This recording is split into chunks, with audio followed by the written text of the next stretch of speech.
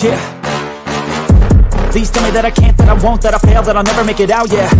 Please tell me all the bad, never good, fill my head full of every single doubt, yeah. Please say any negative thoughts, I pop off when I hear people say I cannot. I get off to the thought of proving everyone wrong, I won't stop to the top, so you better back off and get lost. I'ma stay loud, stay proud, never running out, never heading south. I'll be spreading out, call it word of mouth, can't put me down, I'll be getting loud. You can have your doubts, not what I'm about, have your fucking clout. If you're raining out, I keep making sound, go another round, bitch I'm legend bound, can't stop me now.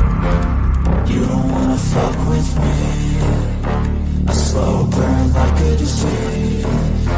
Just tell me that I can and I'll show you things that you couldn't believe. Just tell me that I can. Just tell me that I can. Just tell me that I can. Just tell me that I can.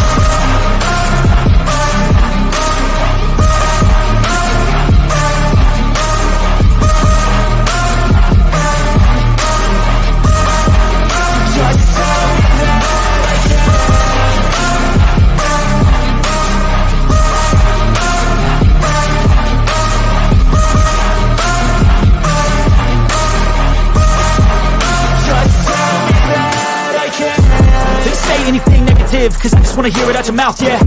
Give me fuel, it's a tool that I use to go ahead and run my fucking mouth, yeah. I take shots, I take loss, I make shots, I miss lots. I tell you get big box, you get yachts, you swing lots and pop off a big shot. I ain't done chasing, got big dreams, bigger things, impatient. Who's at the top think they need replacement? Who's at the top think I'm gonna erase them? Face it, I don't give up quick, I don't give up shit, I won't give up this. Cause I know that I want it, know that I'm on it, I'll make it, I promise. You don't wanna fuck with me, a slow burn like a disease. Just tell me that I can and I'll show you things that you couldn't believe. Just tell me that I can. Just tell me that I can. Just tell me that I can. Just tell me that I can.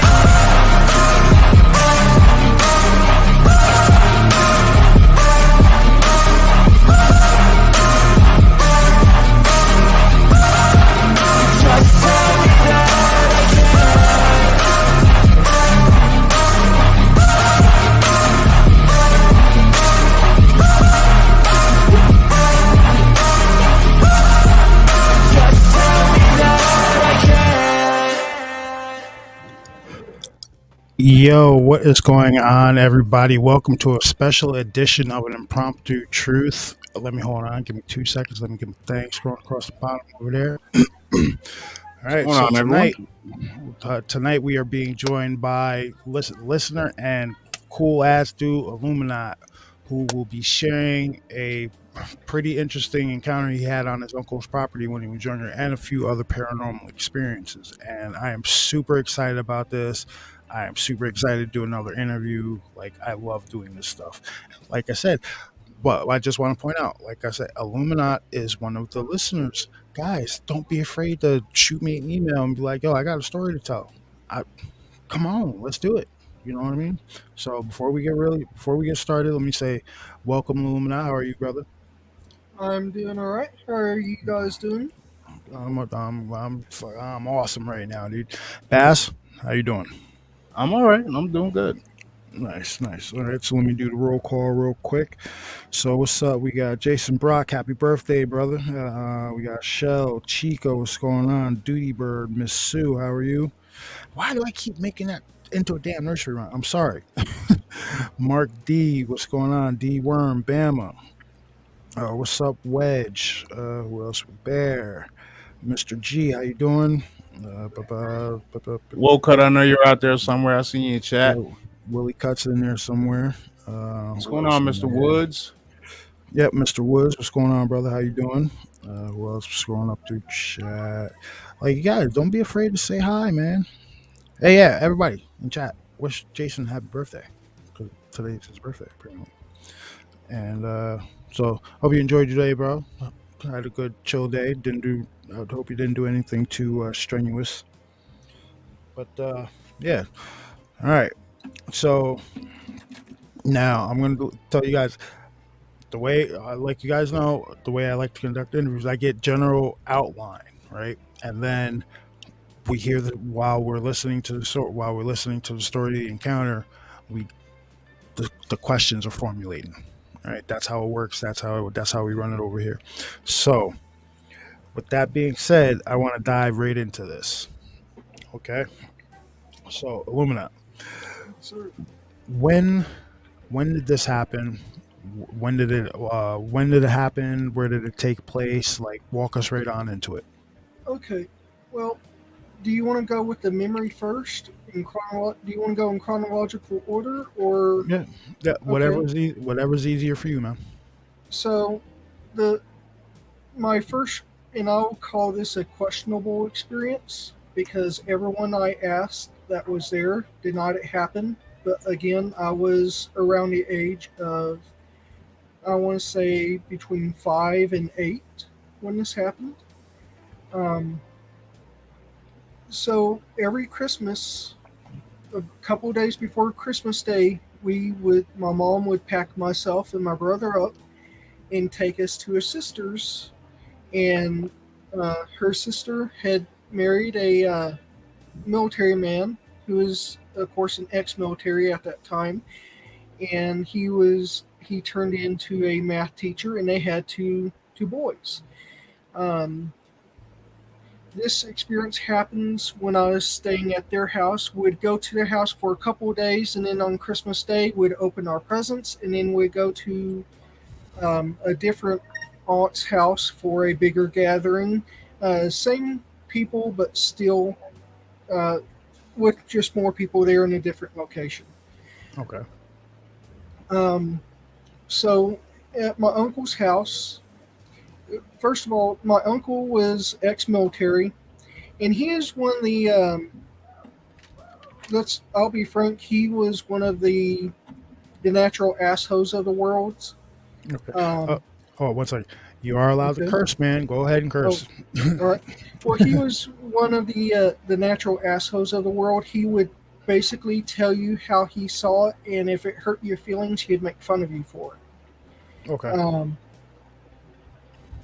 There was a movie that Clint Eastwood played. I think it was Hacksaw Ridge, where he was where he was that sergeant that was whipping up that recon team. Hmm. That's basically the attitude and the way he carried himself at all times. Okay. Was as the character that Clint Eastwood played. That's the best I could explain. But he was always known for carrying a double barrel shotgun with him. Didn't matter where he was going. Even when he was going to school to teach, he had a double barrel shotgun in his truck, somewhere in his truck. In behind his house, he had an acre's worth of property that he had a partial, or I'd say mostly a farm. When he's on his tractor tilling the farm, he had a shotgun with him. Anywhere he went, he had a double barrel shotgun with him. So we had gone up, and I remember it was Christmas Eve, to my aunt and uncle's house. And how it was set up was mom would sleep on the couch, which pulled out into a bed. When I forget what those are called now, but it's one of those couches that's got the bed that folds out inside of it. I just used to And call them bed couches. yeah, and my brother and I would sleep in our cousin's room. Our cousins shared a room, and they had their own beds. But when we were there and we stayed the night, my brother and I would sleep in one bed, and my two cousins would sleep in the bed. Their room is set up in a rectangle, or that's the shape of their room. So the shortest part of it, I would say, would be about 8 feet long, and then the wide part would be about, I want to say, 16 to 20 feet, and then the four dimensions, and it was about 6 foot, 6.5 foot high. Um, the room had two windows, and their beds. My one cousin had his bed in the far corner, as far from the window as possible, closest to his bed. The other had decided to put his bed in front of his window and then try to build the bed up so it would block out the window. Um, he put stuff on the headboard and whatnot. So I remember we were watching a movie in their room. They had this. I was born in '82, so this was '87 to '89 somewhere. This was one of the smaller TVs, not the. It was about if I had to guess, I'd say 16, 17-inch TV. The big fat ones, but they were small. You could pick them up. It wasn't that heavy. Okay. We were watching a movie, and I don't remember what the movie was, but we had fallen asleep. Now, sometime during the night, I remember waking up because I had to go to the restroom. And as the beds were facing the TV on the opposite wall. And I remember when I sat up and I looked towards the TV to see if it was still on, it looked off. But there were 2 red dots that you could see on the screen. Now, me being my age, I was like, oh crap, the TV got broke and my mom couldn't afford to replace it. But that was my very first thought. And as I'm sitting there looking at the TV, figuring out what the hell is going on with it, I see one red dot slowly fade and disappear and then it came back, and then the other one would fade and disappeared and came back, almost like a blinking. As I'm trying to figure out what that was, I hear a growl. And for those of you who've had canines, this is the closest thing I've related to it. And every time I hear this growl, it freaks me out. It's that very, very deep guttural, I see you, I'm pissed, and I'm going to fuck you up. I think I know exactly. So, do you ever try to grab like a bone from a dog that's eating it, and they're like yeah, it was okay. It was so low that it was a deep, deep growl, and I heard it coming from behind me. And I remember looking to my side where my brother was. He was gone. And I looked, which was looking to the left, which was to take you out the door, which is where my brother was on the left side of the bed. I was on the right side. He was gone. When I looked to the right, both my cousins were gone. I have no idea what time it is, and I'm turning to look out the window when I hear a loud kaboom, and then shortly within like half a second later, another one, and then I hear 4 more rapid fire loud booms. My uncle being who he was, me being naturally attracted to firearms, my brother having firearms, wanting to shoot them all the time, I know what a gunshot sounds like. I've heard my uncle shoot his shotgun before, so I knew what that was. It was his shotgun going off, and then it was 4 more. It sounded like 4 more gunshots went off. Now, I'm thinking that the 4 more gunshots would have been probably your brother, maybe your brother and your cousins. Maybe. How old were they at the time? Were they old enough to hold guns, like use guns? So my brother is 5 years older than I am. Okay. So around this time, he did have. My uncle had bought it for him. He had if I'm remembering correctly, it was a 12 gauge shotgun. Okay. Uncle said that was the best gun to start him off with, which was actually funny watching him shoot it the first time, watching him get knocked on his ass when he was like 8 years old, and he shot that shotgun, and yeah, it was hilarious. So I'm through process of elimination. I'm assuming your uncle had got your brother a gun. So I'm assuming his kids had guns too. Oh yes, the entire family, with the exception of my aunt, um, or at least my of that family, they all had guns. They had multiple guns. They had, you can name it. They had 22s to hunting rifles. And It was just ran the gambit of the what they had. now that night, were you the youngest person in the house? I was. Um, like I said, my brother was 5 years older than I was. My cousins had a good 8 to 10 years on us.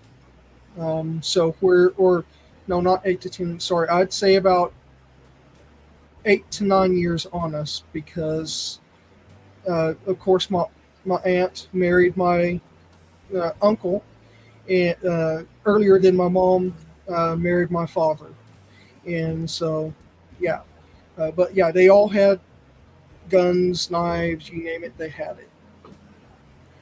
So, so what I'm thinking is, right? Maybe it got there. All right. So the first question I have: the room that you're in now, you're sitting on the bed, you're looking at the TV, you see these two red dots on the TV. They're obviously coming from the window. Was there a screen on this window? Was it open? Window was closed. My cousin had just gotten in trouble because my aunt showered him in Winnie the Pooh. So he had Winnie the Pooh bed covers, sheets, curtains, the whole 9 yards. Well, he just got in trouble because he accidentally set the curtains on fire, Okay. and so the curtains were gone. Um, I was like in the bed I was set at that time was a full size bed. Um, I was again sleeping on the right side. The window did have a screen on it. They did not keep the window open. They kept it shut because it was wintertime. It was December in Texas. Um, Fair so enough. they had a heater on, um, but the window was closed. There was no curtains. My cousin's usual mountain of stuff that he had up to block the window, he had knocked off during the fire, so he had nothing covering that window other than half of his headboard. Okay. So, how, Another thought, go ahead. another Sorry. thing is going into this room. It is partially down into the ground. You When you walked to go into this room, you walked into the hallway, you take one step down. Right in front of you is the bathroom. Immediately to the right is the parents' room, and immediately to the left, I mean, literally the hallway is no longer than a foot by foot square. To the left is the kids' room. To go into the kids' room, you take 2 steps down. Okay. Yeah, because that was going to be my next question. How high was the window from the ground? Like, yeah. Um, given where the window was, I would want to say it was right around at least 5 foot. Okay. If I'm remembering correctly, I haven't been here in over 20 years.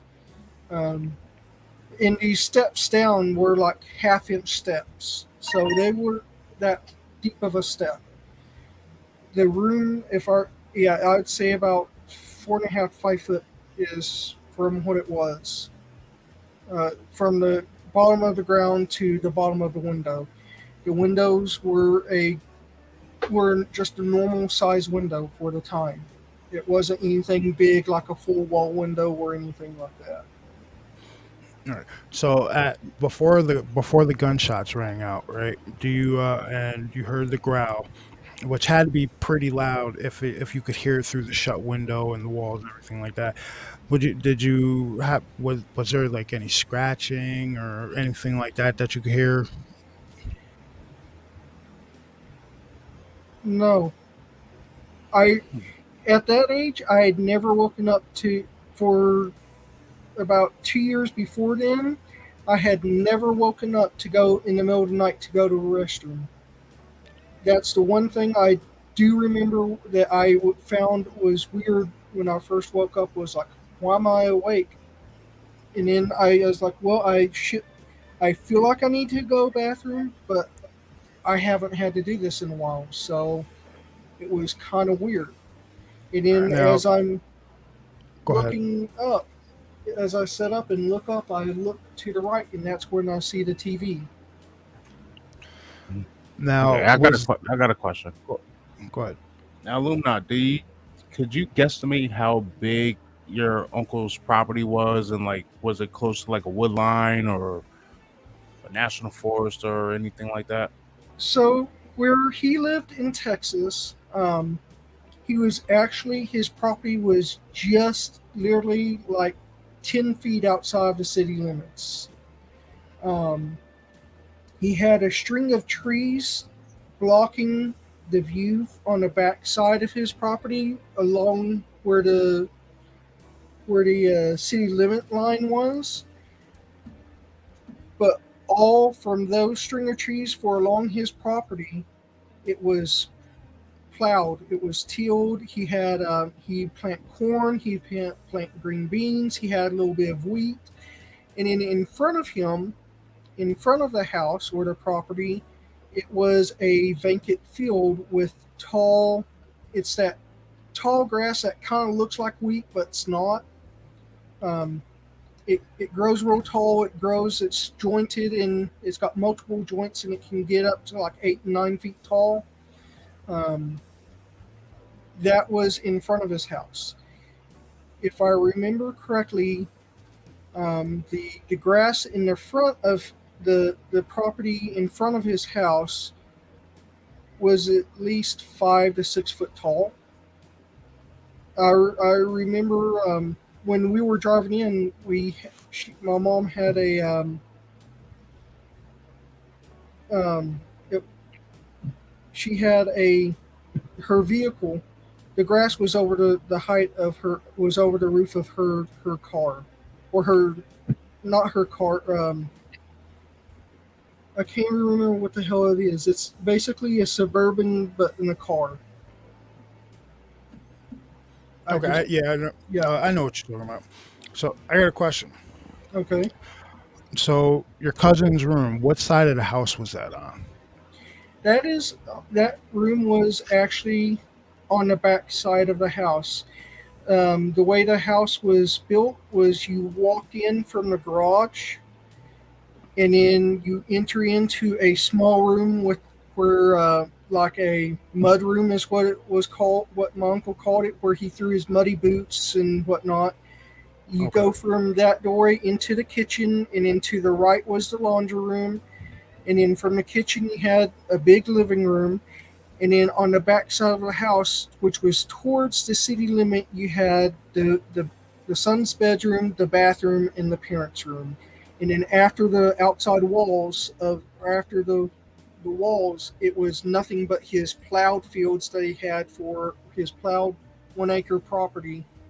To answer your question, Bass, his property, if I remember correctly, was pretty much a square, a 1 acre square Okay. of land. Now, all right, so how close, two questions in one. How close were the neighbors, and was there a tree line for any kind of thing like that in the immediate area?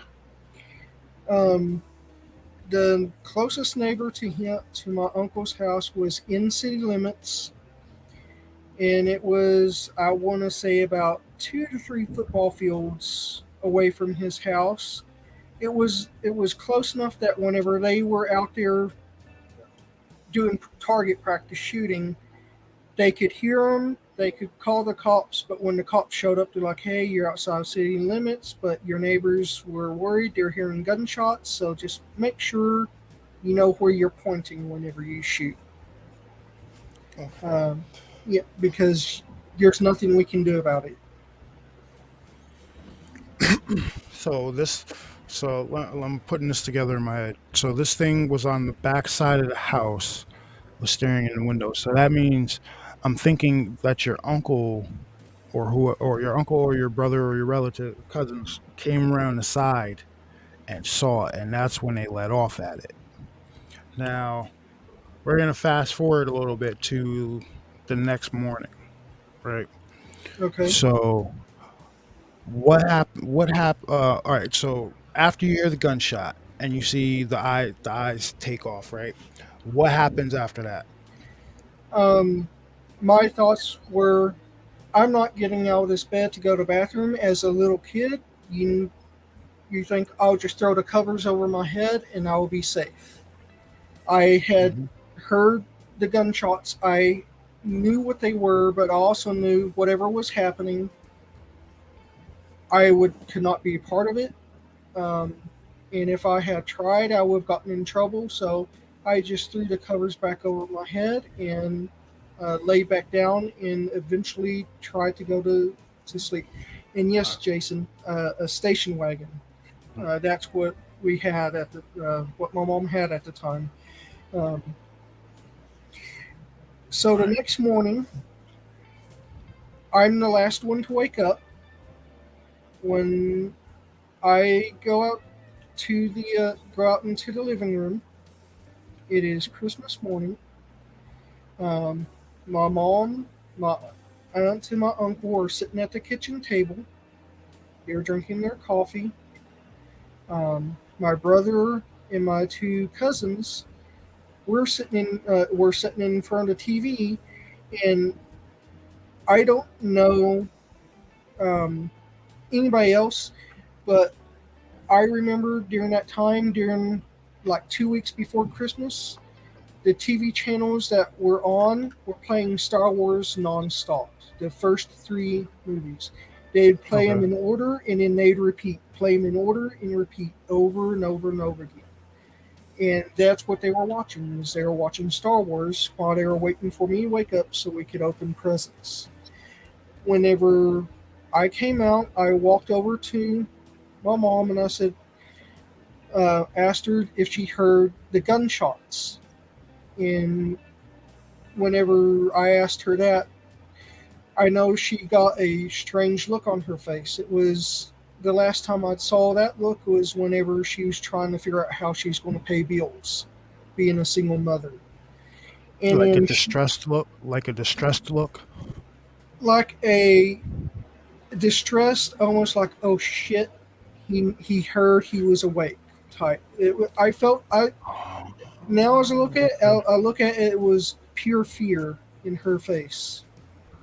And she Okay. looked at Okay. my aunt, and my aunt had a look of distress in her face. And when I looked at my uncle, he just sat there and looked at me with his face never changed. He you can tell in his eye there was a little bit of something, but you couldn't tell what it was, if it was fear or what it was. Anger. I could tell he had something whenever I mentioned it. In um, my mom called my brother and my cousins over and asked them if they heard any gunshots, and they said no.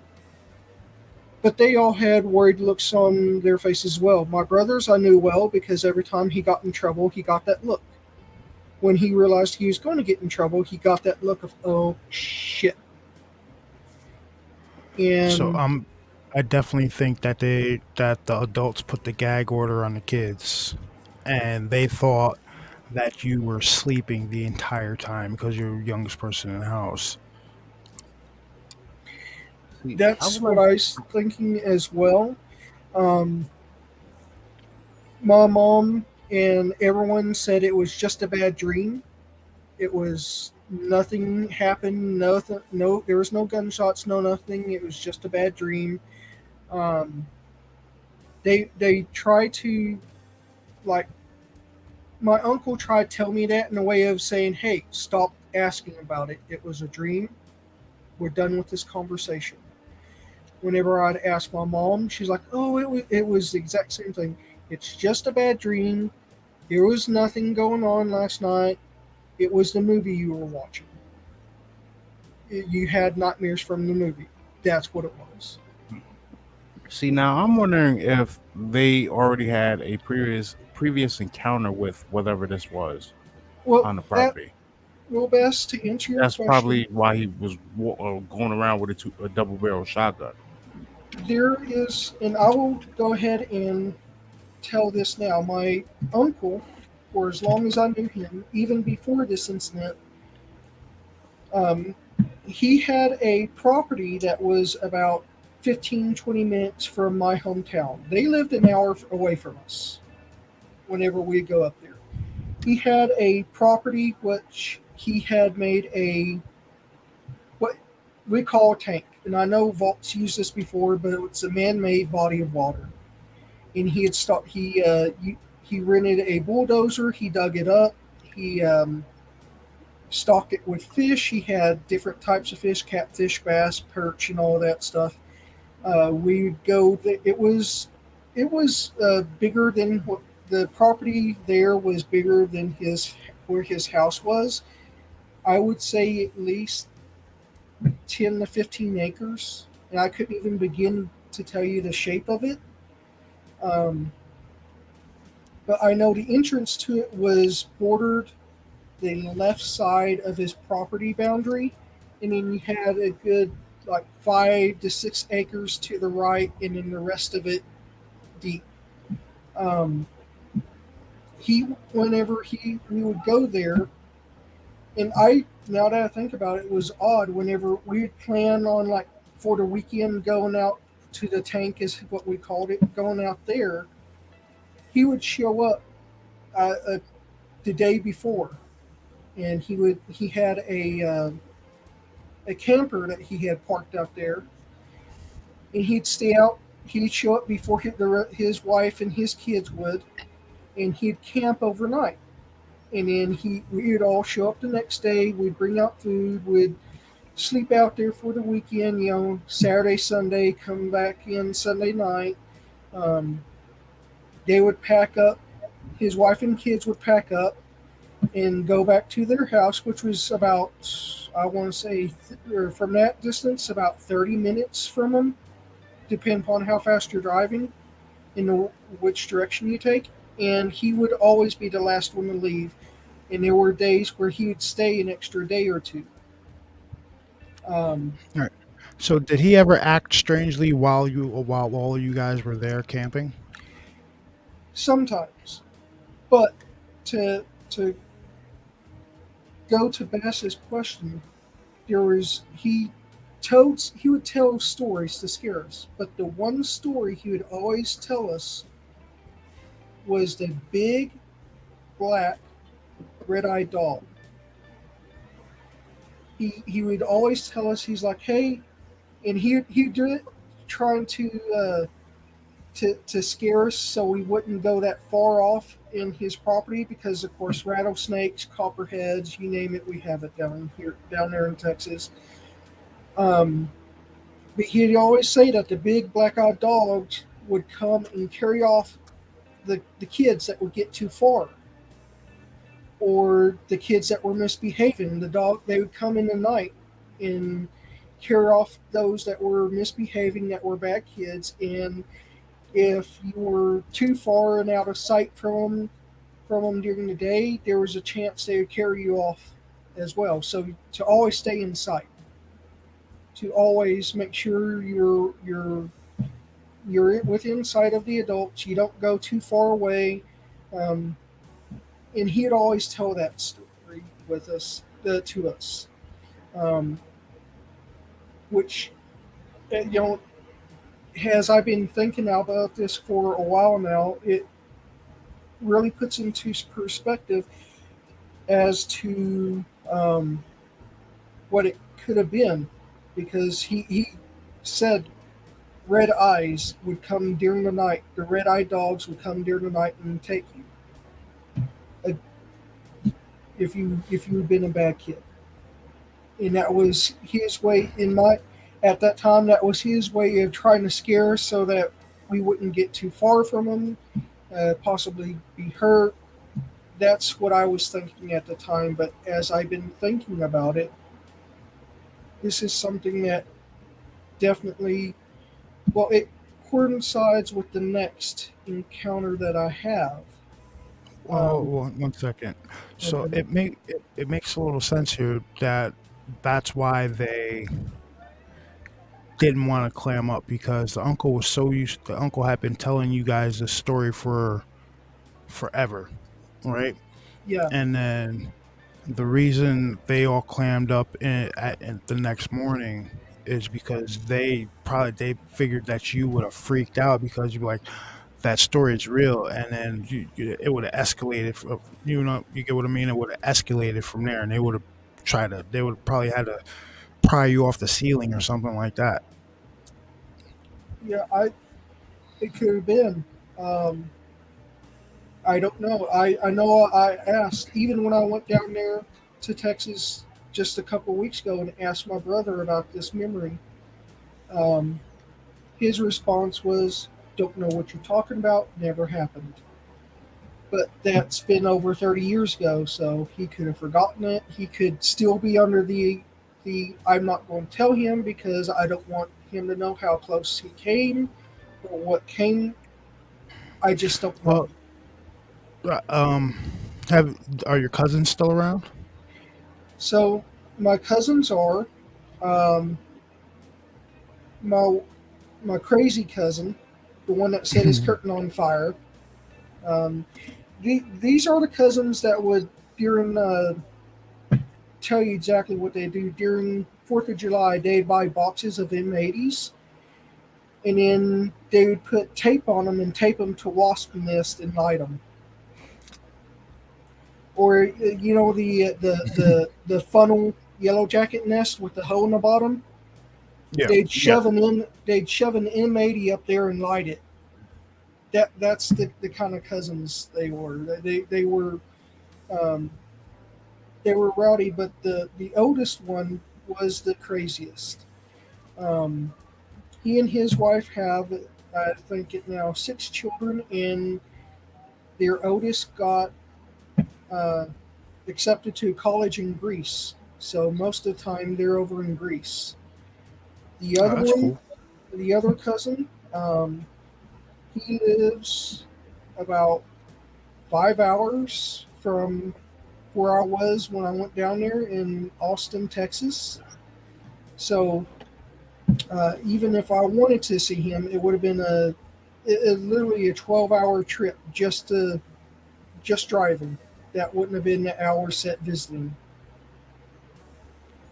So Jason Brock commented, "Sounds to me like either the uncle or the cousins had irritated something on that property that followed them back to the house," which is was quite possible. I'm Well, Now, thinking that did when he was out there, like when he was out there and he was digging up everything, making like the pond or whatever, that he disturbed them and they followed him back home. And that's why now or they came around when he was doing it, and that's why he will always go out there the night before to make sure that nothing was in the area. it very much could have been. I know the tank was built before I was born, um, and I was born in '82. My brother was 5 years before me. Uh, he remembered the first time going down to the tank when it was just made, and my mom was still pregnant with me. so Um, how long had your uncle and aunt lived in that property? Ever since he'd been out of the military, so they lived there up and he lived there up until he passed. So did she. Um, I So want to say when did he get out of the military? he was in the military for I want to say almost 20 years from what I well no 10 years. He got out at 10 because he got the offer to teach calculus in his hometown, which is where they live, which is where they moved to. Um, he was out of the military before I was born. He is out of the military before my brother was born. I Okay. think his kids were I think he was out of the military before they were born. So he had Okay. probably been out of the military for a good 10 years before, um, 10 to 15 before, and this is all my memory, um, before before I was born. All right. So they were on that property for a substantial amount of time. Yeah. Don't he lived on that property from the age of, I want to say, 30 until he turned 70. His uh, his wife, my aunt, lived there until she passed away, and she was in her 50s. So he or 50s to 60s, and my cousins were in their late were in their mid 20s. If I'm doing my math correctly. Okay. Sorry about that. All right. So the I think his uncle experienced something down there when he was building the tank. But it was something out of the blue, you know. and All right. he might have made this story up about the red-eyed black dogs. Because given back at that time, there was like a different spectrum of flashlight. Like the light might have hit in the eyes and it have been giving off that Well, reflection. well, maybe he did it this way, right? He would tell maybe when he was like Jason suggested, maybe he irritated something while down there building that, right? And when he saw it, that's when he started develop. That's when he came up with that story about the red eye dogs, right? To keep you guys out of the to keep you guys away from the area because he knew something was strange out there, and to keep the kids from going far out, he would tell that story. He wouldn't tell you exactly what it was because maybe he didn't even know, but he took that what he saw and just broke it down as a basic point to just hammer to you kids. Listen, don't go out that far. There's red-eyed dogs that'll come and get you.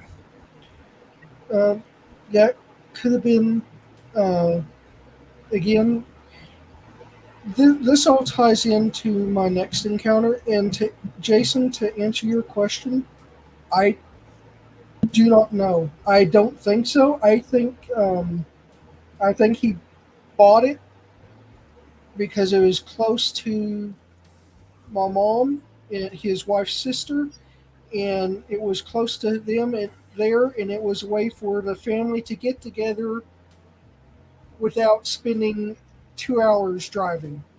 It was a way to, for us to meet, to camp out, have fun, be a family, and then when the weekend was over or whatever we were down there celebrating was over, they'd go back to their house, we'd go back to our house, and from our house, it was the tank was about 25-30 minutes because it was about 15-20 miles, or yeah, about 15-20 miles outside of my hometown. As the crow flies, that's nothing for these creatures. Yeah. So, question Okay. about your uncle's shotgun.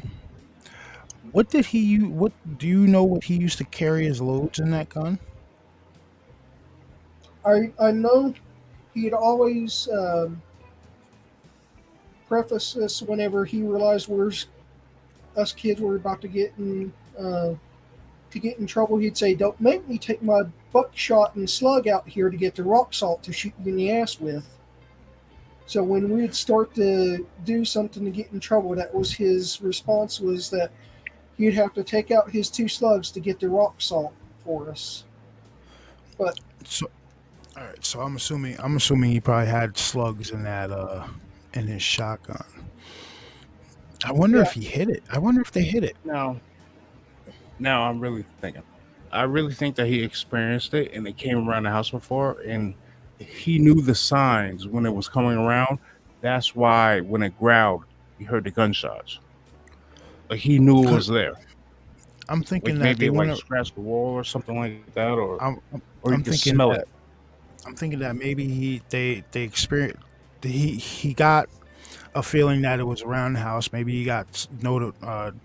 Maybe he got alerted to it being around the house, and he went around and got all the older kids who were able to use a gun and got them and was like, "Yo, listen, there's something around the house. You guys follow. I'm gonna go out first. You guys follow me. And if we see something, you shoot it." I'm thinking that's what happened there. It could have been. I know all the firearms was kept in his room. He had two of the. He made them. He made it himself. It would have right now if you were to sell them, you could probably get over $1,000 for them. But it was old, the old sturdy wood and in glass gun cabinets. So it was paneled frosted glass in front, so you couldn't really see the guns inside. You could see the general shapes, but that was it. And then it was that old, quality wood that is just not around anymore.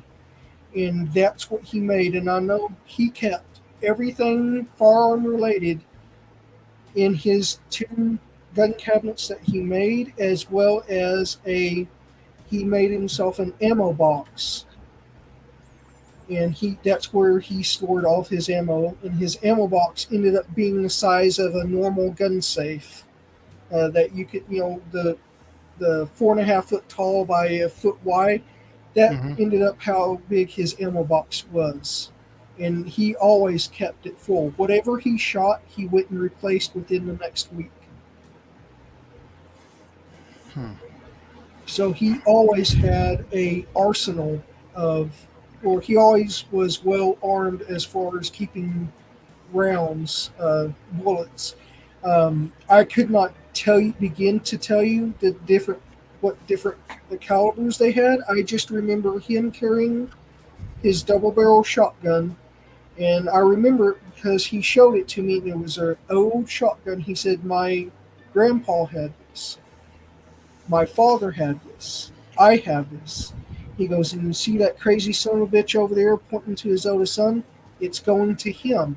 The oldest son always got the shotgun. So, all right. So, one more question before we move on to the next part of this encounter. Okay. The night this happened, right? Do you remember if your brother and your cousins were in the room before you fell asleep, or were they in the room at any point before any of this Yes. happened? Yes, we were actually watching Police Academy.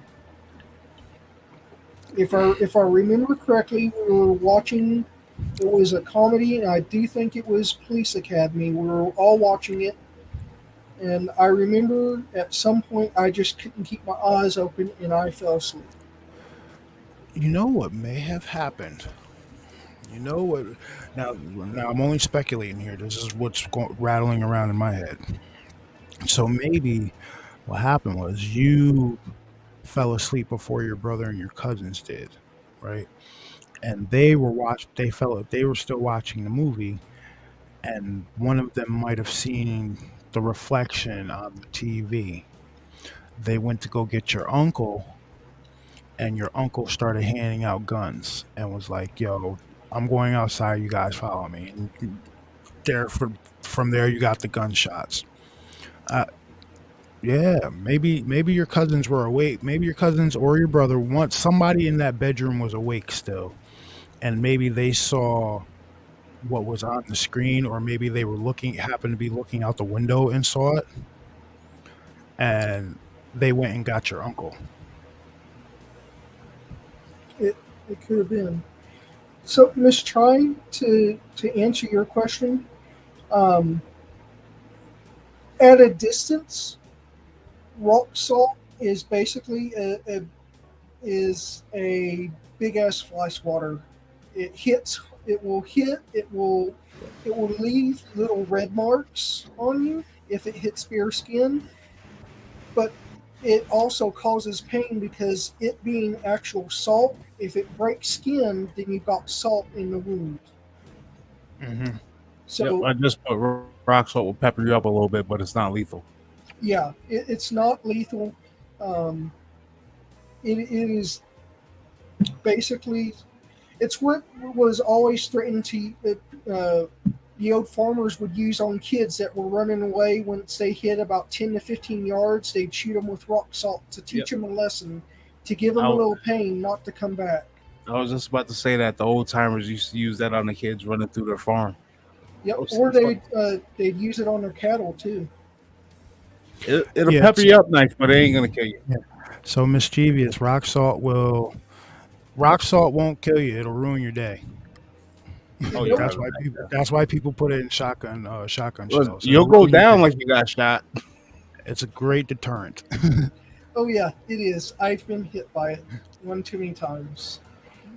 And So- if you're depends upon the range you are, you won't be sitting down for a while or laying down. You'll be standing. Yep. Which Now, means and you depending leave on your the grain- vehicle, and they figure out Depending who you were. Depending on the grain of that rock salt too, man, you're gonna be picking big chunks out of you. Yeah. Now, I think All that's right. stuff to melt ice. I put that in a damn shotgun shell. all right. So let's move on to the second part of this. Now, you said you had another encounter that was stemming from this. Yes. So, at this time, it was the summer that I was 18. My aunt had died already. She died when I was 16 years old due to breast cancer. And my uncle we hadn't been out to tanking since she had passed. It was good memories and bad memories for my uncle because that's where we all went, and it reminded him of his wife. My cousin was in the army. My crazy cousin went into the army, and my other cousin was in college to become a banker. Complete So opposites. yeah, the crazy one followed. He was just like his dad, so he followed in his dad's footsteps. They both were both in the army. Yeah, and my one cousin, technically, he could go into the army, but the "Don't Ask, Don't Tell" hadn't been come out yet. If you get my drift. Okay, all right, fair enough. So we were. I had turned 18, and I was dating my first girlfriend at the time, and she was a year and a half younger than I was. And her mom set the condition of when we started dating that once I turned 18, we'd break up, which I didn't think she would do. I didn't think my girlfriend would do, but she did. And there was a whole big issue with her, but that's not part of the story. The part her involvement of the story was she broke up, and it was a bad breakup. I don't like the taste of fish, but I liked fishing at the time, so I was a catch and release person, and so I couldn't. My video games that I was playing at the time held no sway. They weren't helping me. Nothing was helping me. I was pissed off. I was upset. So I was like, to hell with it. I went and grabbed a fishing pole and my tackle box and tossed them in the back of my vehicle, my car. I went and grabbed my ice chest and some ice packs and some lunch meat from the fridge, and I would grab some sodas, and I was like, screw it, I'm going to go to the tank and be out there until I'm out of food and or drinks. Even though no one was there and I didn't know the combination to get in, I was going to go there and relax and fish to get my mind off of everything.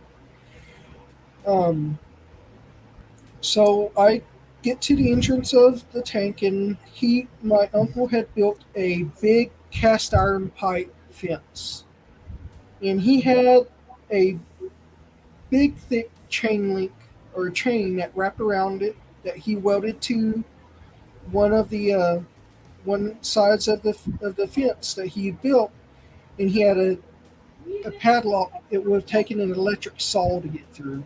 There was no cutting that with bolt cutters. Um, but I pulled everything out of my vehicle, set everything, started tossing things over the fence, and the gate of the fence where I was tossing everything only came up to just where my throat was. And at the time, and I was 5'8", 5'9". It was an easy climbable gate. So I tossed my fishing rod, my tackle box over, or set them over the gate. I tossed my sleeping bag over the gate. Um, and I taken my 22 rifle. I taken it, and I had dropped it in its case over the gate, and then climbed the gate and gone through. To get to the tank from the entrance of his property, of this, I guess you can say, vacation property, you walk 10 feet forward, and then the road turns right.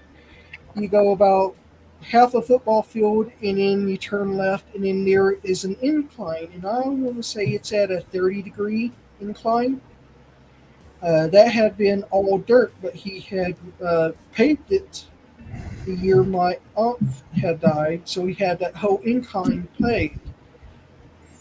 And so you walked up, and then it evened out at the top, and then you walked down, which he had paved the other side of it, so that way your vehicle wasn't struggling to grab traction in the loose dirt and shit that was the property. Okay. He had to, at where the tank was built, he had poured a big concrete slab and had a metal tin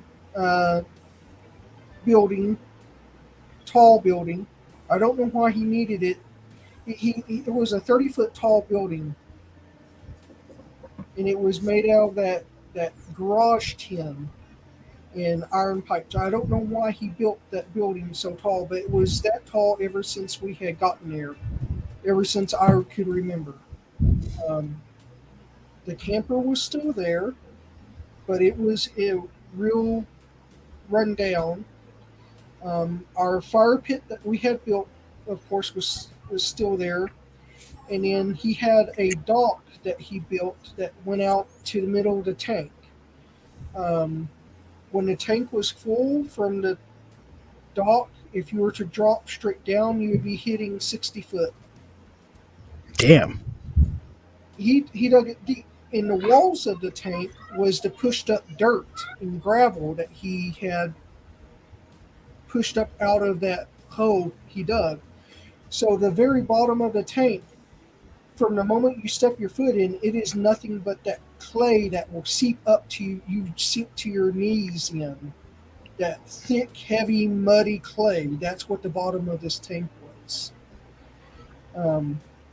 Which made it a pain in the ass to get out of if you're swimming, if you weren't climbing out from the dock. Because you're literally fighting to pull your legs out of this clay mud that was there. But I remember I tossed my sleeping bag and got it set up on the cement pad he poured to put the building on. And I set my cooler by the fire pit, and I was planning on making a fire, but it was like 11 o'clock in the morning. We had stored camping chairs, old camping chairs down there, so we didn't have to bring them, old lawn chairs. So I went inside to the building. I checked them over to make sure there was no spiders or scorpions, and made sure there was no snakes in the area. And I grabbed a chair and I took it down to the dock and set the chair up. And then I grabbed my pole and my tackle box and went down to the dock. The dock, and I remember this because I got in trouble for it later on. He cut out a rectangle that was a foot long, 2 foot, a foot long in the shortest area, 2 feet in the longest, and then so forth. He had a custom built fish trap, and whenever you caught your fish, you take that fish trap, you'd set it in the middle of that hole where he cut out in, and you toss the fish in there. Okay. And then whenever you got done, you lifted it up. When you got tired of fishing, you lifted it up, you reach down, you grab your fish, you clean it, you scale it, you toss the guts and stuff in the pond, in the tank to feed the other fish, the catfish and whatnot, and you just take them up and cook them. Like I said, I don't like fish. The taste of fish to me is disgusting because all it tastes is if you pick up a live fish and you start licking it. That's what it tastes like to me. It doesn't matter how it's cooked. I've tried it many different ways. So I would catch and release, but I would want to see what I caught before I turn them all loose. So I'd catch them and I'd toss them in that fish basket he had made. And then whenever I was done, I'd pull it out of the tank and then pull them out and then toss them back in as I was, seeing what I caught, the sizes. I had just put the fish basket into the hole in the dock, and I had my fishing rod and my tackle box at the time. You can still buy them at Walmart, those cheap fillet knives, skinning knives. And all fuck, and they have that hard leather sheath. Yep. I had one of those in my tackle box, and I was getting ready to toss out my first fish whenever I, for whatever reason, saw movement along the top of the wall of the tank. So how the tank sits, where the dock sits, where the water is under where the top of that wall he pushed up of dirt is. That dirt wall all that dirt and crap that he pushed out to make this tank extended a good 10 to 15 feet above it. And then on that wall he had a flagpole.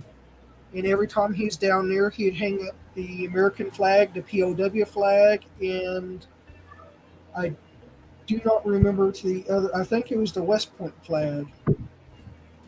I was getting ready to cast up my first cast when I caught some movement, and I looked up to see where it was, what it was. And what I saw, again, this is 11 o'clock, 11:30 to noon, clear day. There was a solid black canine standing right next to that flagpole. Its eyes looked like laser pointers. That's the color of red they were. The laser pointers had just came out where they were like $10 to $20. The little ones that look like bullets. Mm-hmm. That was the color of its eyes. Was it on two legs or was it on four or two legs? It was on four legs. I know it had a long tail because it was standing sideways, looking to the left, which was facing me, looking at me. I got the profile of it. The flagpole, and this is why I'm bringing it up, where the part where you tie down the chains at the bottom of the flagpole comes to my mid-chest. But it's visible. You could see it from where I was sitting. You could see that rigging part of the flagpole. Its shoulders was just under that flagpole, just under that rigging part of that flagpole. Wow. It looked at me. It watched me for about 10 to 20 seconds, I think, because I was locked in the only, one thing I was looking at was its eyes. Um, I saw it had a long, bushy tail, but its eyes were what held me in. It didn't bare its teeth, it didn't do anything aggressive, it just stared at me. And then it turned to the right and walked down this big hill that my uncle had made from pushing out all that dirt and crap that when he made that tank. And about shortly after it left out of my sight, the closest thing I can compare it to is the werewolf howl from American Werewolf in London. That is the closest I can compare it to.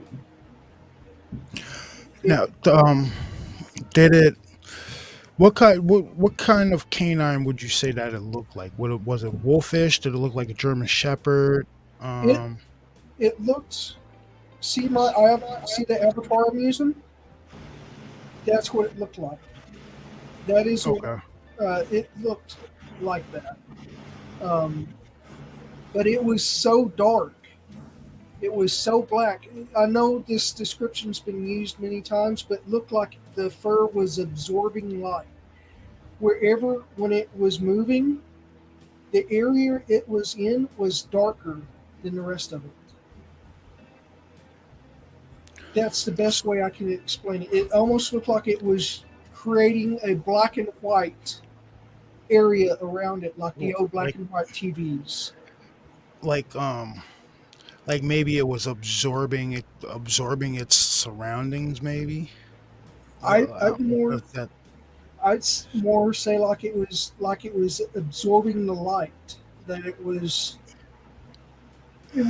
it's basically what I thought it was what it looked like to me, the scientist's definition of a black hole, where nothing that light could not escape. It was so dark it made everything around it darker.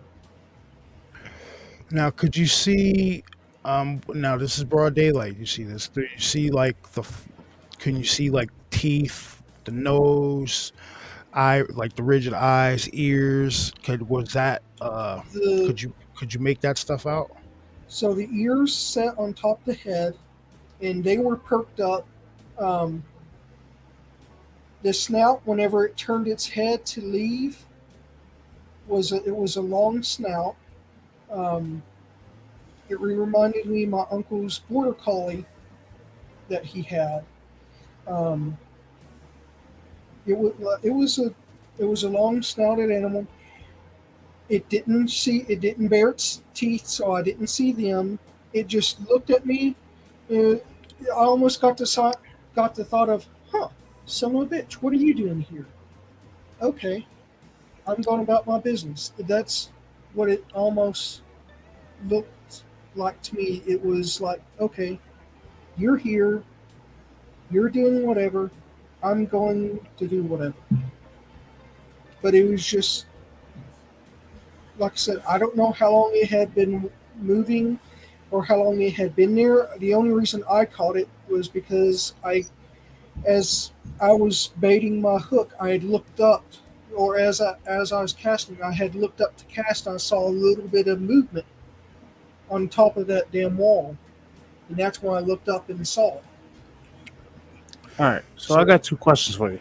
Okay, Um, Now you've obviously been in this area like during the day, during night. Did like the bugs, anything like stop? Did anything? Did it go silent? yeah, And how did the far away did from the it? How far I would say away were you when you seen it? Like I yardage would wise. I would rephrase that like did the vibe of the area change? Did, you know what I so mean? um, this was during the summer. I had thought it at at the time. I had thought it was weird that I did not hear any insects from the time I got out of my vehicle to the time I got to the tank. I heard no insects whatsoever. There is no grasshoppers. There is no crickets. There is no cicadas. Nothing. Did you I see any heard birds in the trees or anything like that? Did you hear any birds? I heard birds, but they were like once every couple minutes. One I'd hear a chirp, and that was it. And that property had been loaded down with bluebirds, redbirds, just your common variety of birds. It was covered in trees. It was basically covered in Texas scrub brush and mesquite trees and tall grass. It was not a manicured property. There was a road going to the water. The area around the water was clear, and then there was that road that went there. The rest of it was untouched. There was nothing on that property that was manicured except for the road. And the road, the only reason it was still there was because my uncle dumped about 3 pounds of dirt on top of the grass to make the road, which killed the grass under it, and it just remained dirt. It never had grass growing up in the road. All right. So with this property that surrounds the tank, like was that just nothing but woods, or did they have any like neighbors anywhere, or? The closest neighbor was my uncle's brother, and that was a good 4 miles, 5 miles away to the east. And he his house was built up on a hill that was visible from the tank. You could see the hill, but you couldn't see his house because it was on the other side of the hill. But that was the closest neighbor, and that was again to the east. To the west was another man's property. No idea what was on it. There was just nothing out there, but I call it Texas woods, which is literally jumping cactus, tall grass, mesquite trees, all that, just everywhere. So now back to this.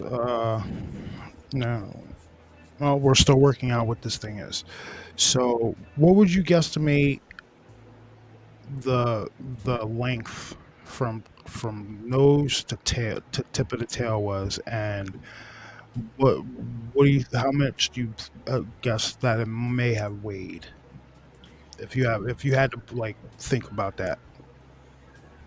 So I will say that after this encounter, um, I went home and I grabbed my shotgun and I grabbed 2 boxes of shells and I went back to the tank.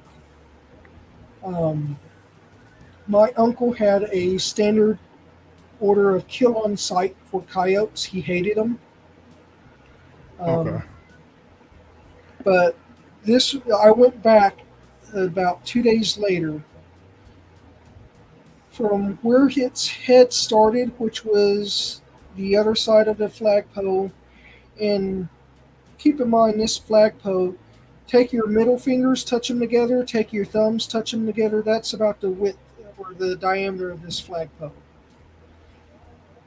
I would say the length of this sucker would have been about 4 foot, maybe 5. Okay. I went back to see what I could find. So I guesstimated it was, I estimate about, from what I could tell, at least 4 foot. If it had from tip of the nose to tip of nose to tip of the tail, I'm sorry, I would say more than 5 foot. The feet, the front paws and back paws, I know were 5 foot apart. Damn, that's pretty lengthy. Wow, 5 feet.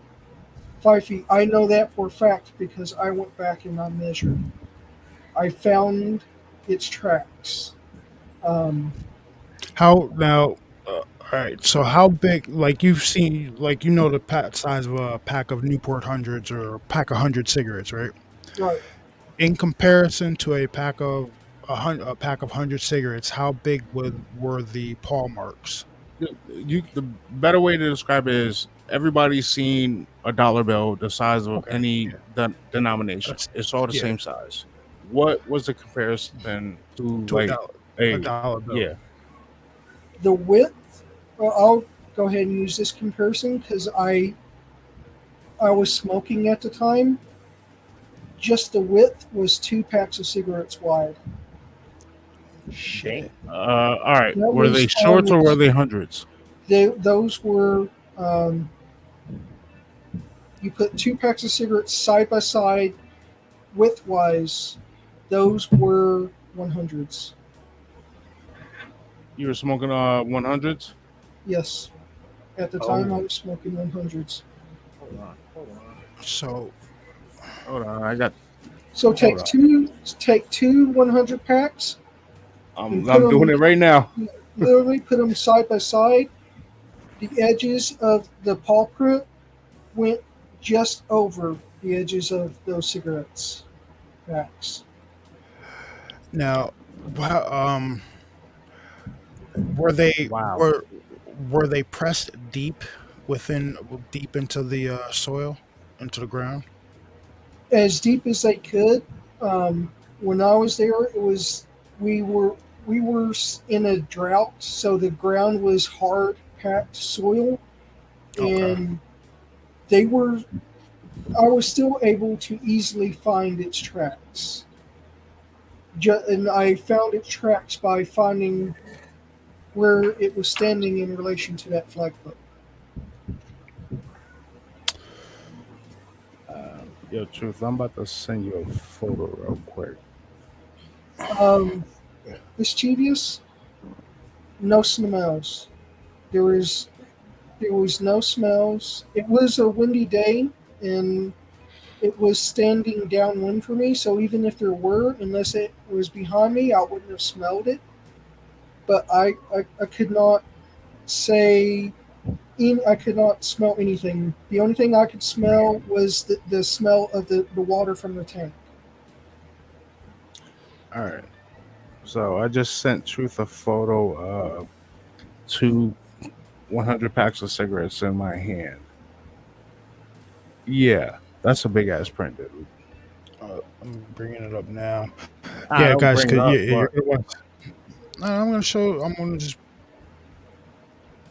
bring up the quick photo to show the comparison of, this is what the width of the print looks now like. you gotta let me know if I got the Because position right.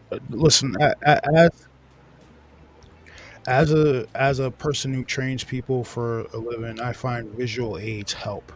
So we're gonna put the visual aid up on the screen so people get a gist of what we're talking about here. Don't mind my message. So that's the side. That's 2 packs of Newport hundreds side by side, ladies and gentlemen. That's how. One's a full pack, one's an empty pack. What? Yeah. Well, So there's 2 packs.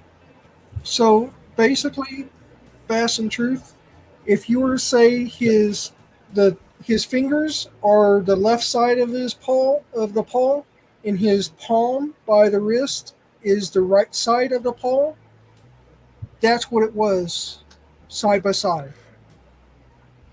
And how far? Like how? Was there any like distinguishing like big claw marks? No, there Could you were. see- I no, could not see any claw marks whatsoever.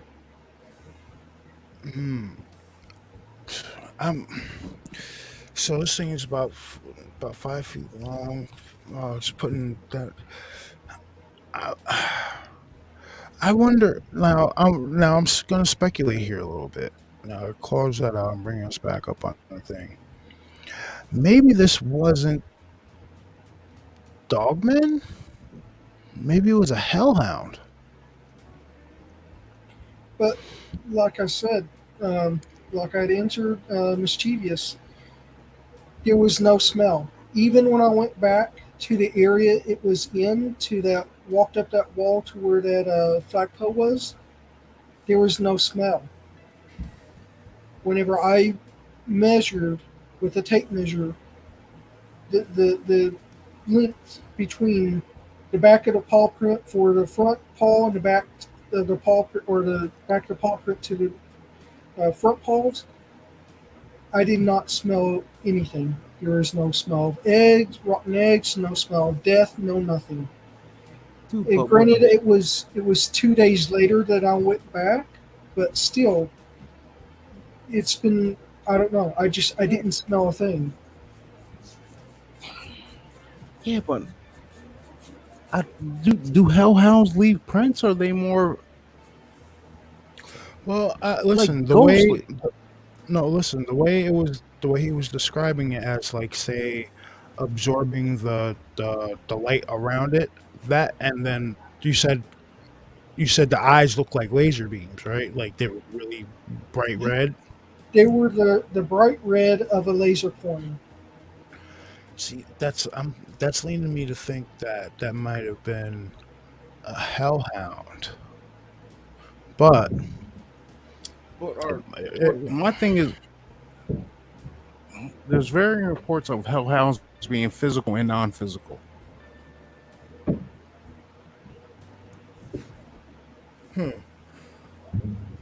I'm just now.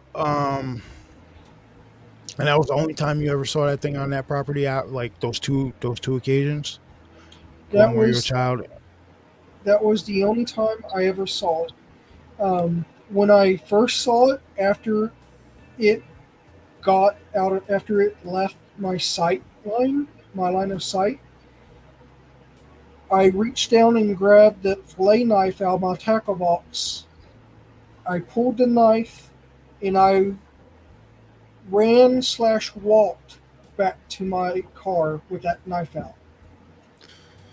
I left everything there. I left all my tackle box, my fishing rod. I left my sleeping bag, my cooler with all my stuff I had prepared for.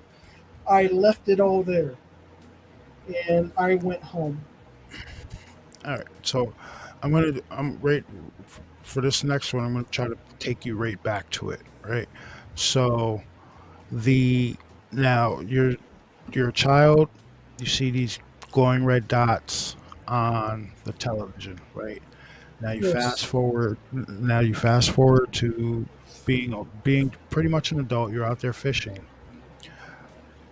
What did did you did I want you to, was there any kind of weird feeling that you got? Because meaning that by that I mean like when you saw this thing's eyes and how they were red, did it click with you about what you had seen with when you were a little kid? Um, when I saw that thing and we locked eyes, I do not remember thinking anything until after it left my line of sight. After it was out of my line of sight, it was like, okay, I could function again. Um, and my first thought was getting the hell out. Get the hell out of it. That was my very first thought of it. Thought about what to do. And which is, like I said, I grabbed a knife and I ran. When I ran, I walked and I ran to get back to my vehicle. I literally jumped that gate and almost stabbed myself in the leg with that fucking knife. Now, at any point did those red eyes when you were a kid come back up into your memory after this? It did. Um, it came back. My memory of what happened when I was a little kid popped back into my mind. I want to say, because I want to say about 3 weeks after my encounter at the tank with it, and it was just at first it was just little two red dots. When I was asleep, I'd see this TV screen with two red dots, and then it would progress, and then what I thought was a dream, actually, I started remembering. Wait a minute, no, I remember this because I remember seeing the dots, hearing and feeling the growl, and then the two loud bangs, and then I remember bringing that up to my mom, and I remember the look on her face, and then I remembered the look on my aunt and uncle's face, and then my cousins and my brother's face, and it slowly it came back to me about what happened, and when I was again when my mom was alive, I periodically asked her about that because I had that memory, and she'd always tell me, I don't know what you're talking about. Nothing like that ever happened. I don't know what you're talking about. Nothing like that ever happened. I said, I remember asking you about it, and I remember you being scared. I remember the look on your face of you being scared. She goes, you couldn't have because that never happened. You never did. This did not happen. Now, your uncle, did he ever like towards the end of his life? Did he ever maybe like come out with any information, come out with any stories about maybe what he saw, anything like that, or did he took it to his grave? After my aunt died, um, we pretty much lost contact with him for a while. And when I mean for a while, for like a year and a half to 2 years. Um, I was never close to him as it was because I was his favorite target to make fun of. And as a kid, as a kid into a teenager, when you're being made fun of, you either my reaction was to, you're being a jackass, I don't want anything to do with you. I wish I had actually contacted him and tried to talk to him again. Um, I know he did. I remember him passing away, and I remember thinking whenever I was at his funeral, thinking I should have tried to contact him about what I saw. I should have asked him again about what happened that night at Christmas and ask him what I saw at the tank. Um, he knew I had gone down there because when I went back, everything, my tackle box had blown into the water, and it was floating with half of my shit was in the tank. The other half was in the tackle box with water. My fishing pole had blown into the water. My sleeping bag had blown up against the tin building, and that my cooler hadn't moved, hadn't been touched. But we had a decent kind of windstorm that had passed through. But whenever I collected everything, I forgot to pull up the fish trap. Okay. And he went down there a couple of days later, and he saw the fish trap, and my mom wasn't physically able to climb the gate. One son was still in the military. The other was off being a banker. His wife was gone. His brother had access to his property through a side gate in his that bordered their two properties.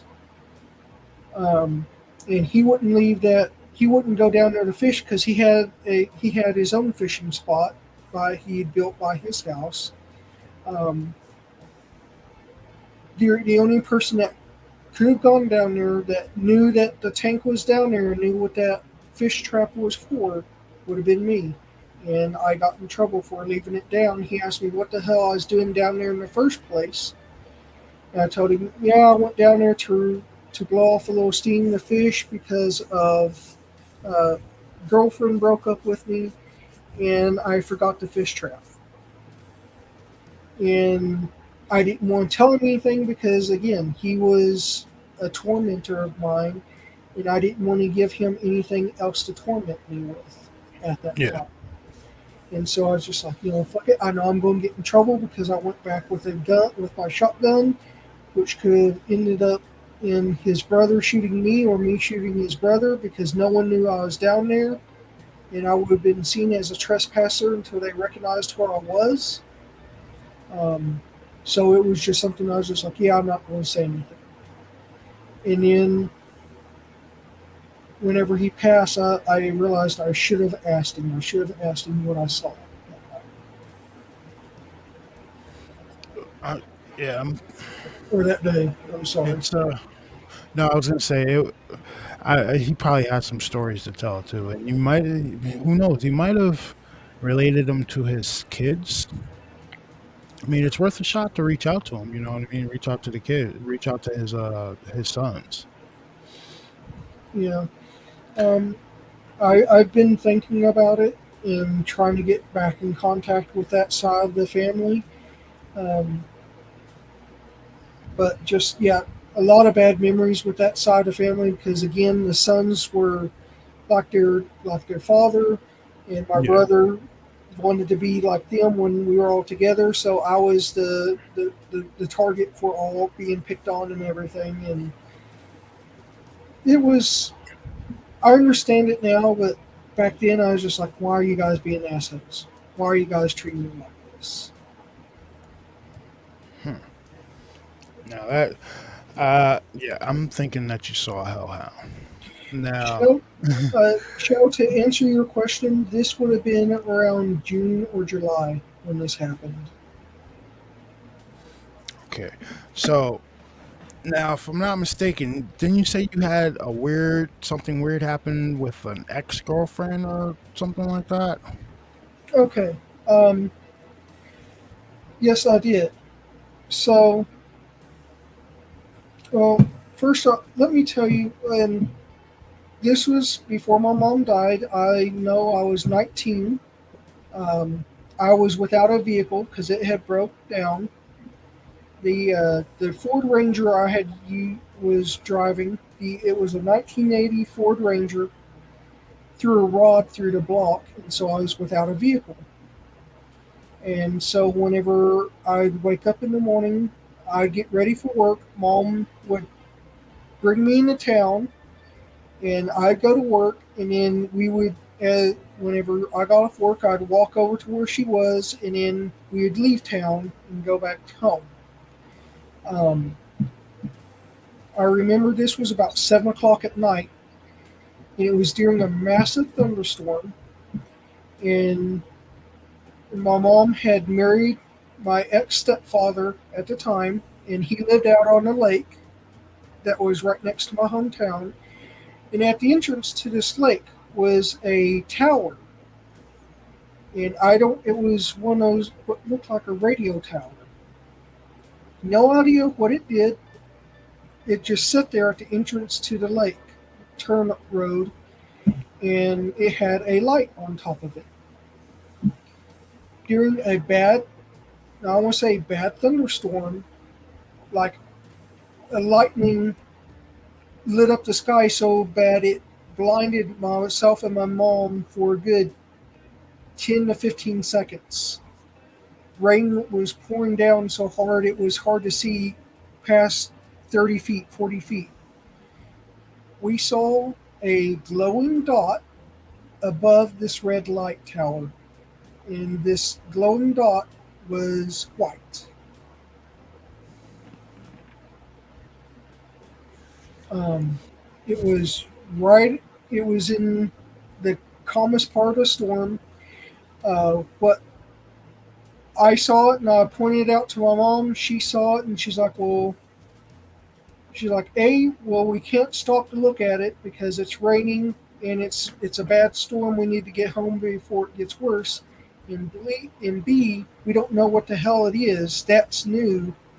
There has never been a white glowing light above the red blinking light of this tower. This light was literally right above this tower. Okay. And we my mom and I just like we saw a UFO. That's all we thought it could have been.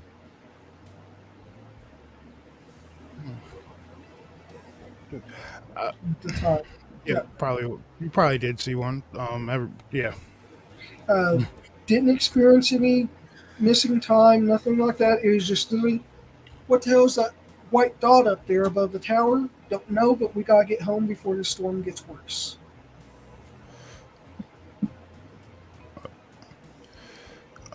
Shit.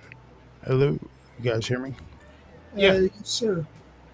All right. Sorry, my thing got a little squirrely on me for a second there. All right, so let me bring something up here. Hold on. Where is it? All right, boom. 1 second. Now I can't remember. I'm sorry, Illuminat. Did you say the distance you were from the position you were at to where you seen this thing? Like yardage wise, like maybe. So the dock that I was standing on would, I'd say, be about a football field and a half from the flagpole. Um, and it was straight going up at an angle to look up at this at the flagpole. Um, I've pulled this place up on satellites. You can't see how the depth of it, but it is literally 10 from the top of that where the flagpole is to the surface of the water. If the tank was full, 10 to 15 feet in difference. And then if it was lower, then if it was drier, then of course it's going to be lower. But it was at least, well, I want to say about a football field away, maybe. Okay. Because I'll be honest, I haven't been out to the tank in 22 years, 23 years. Is the property still owned by your family? Yes. So my uncle got remarried, and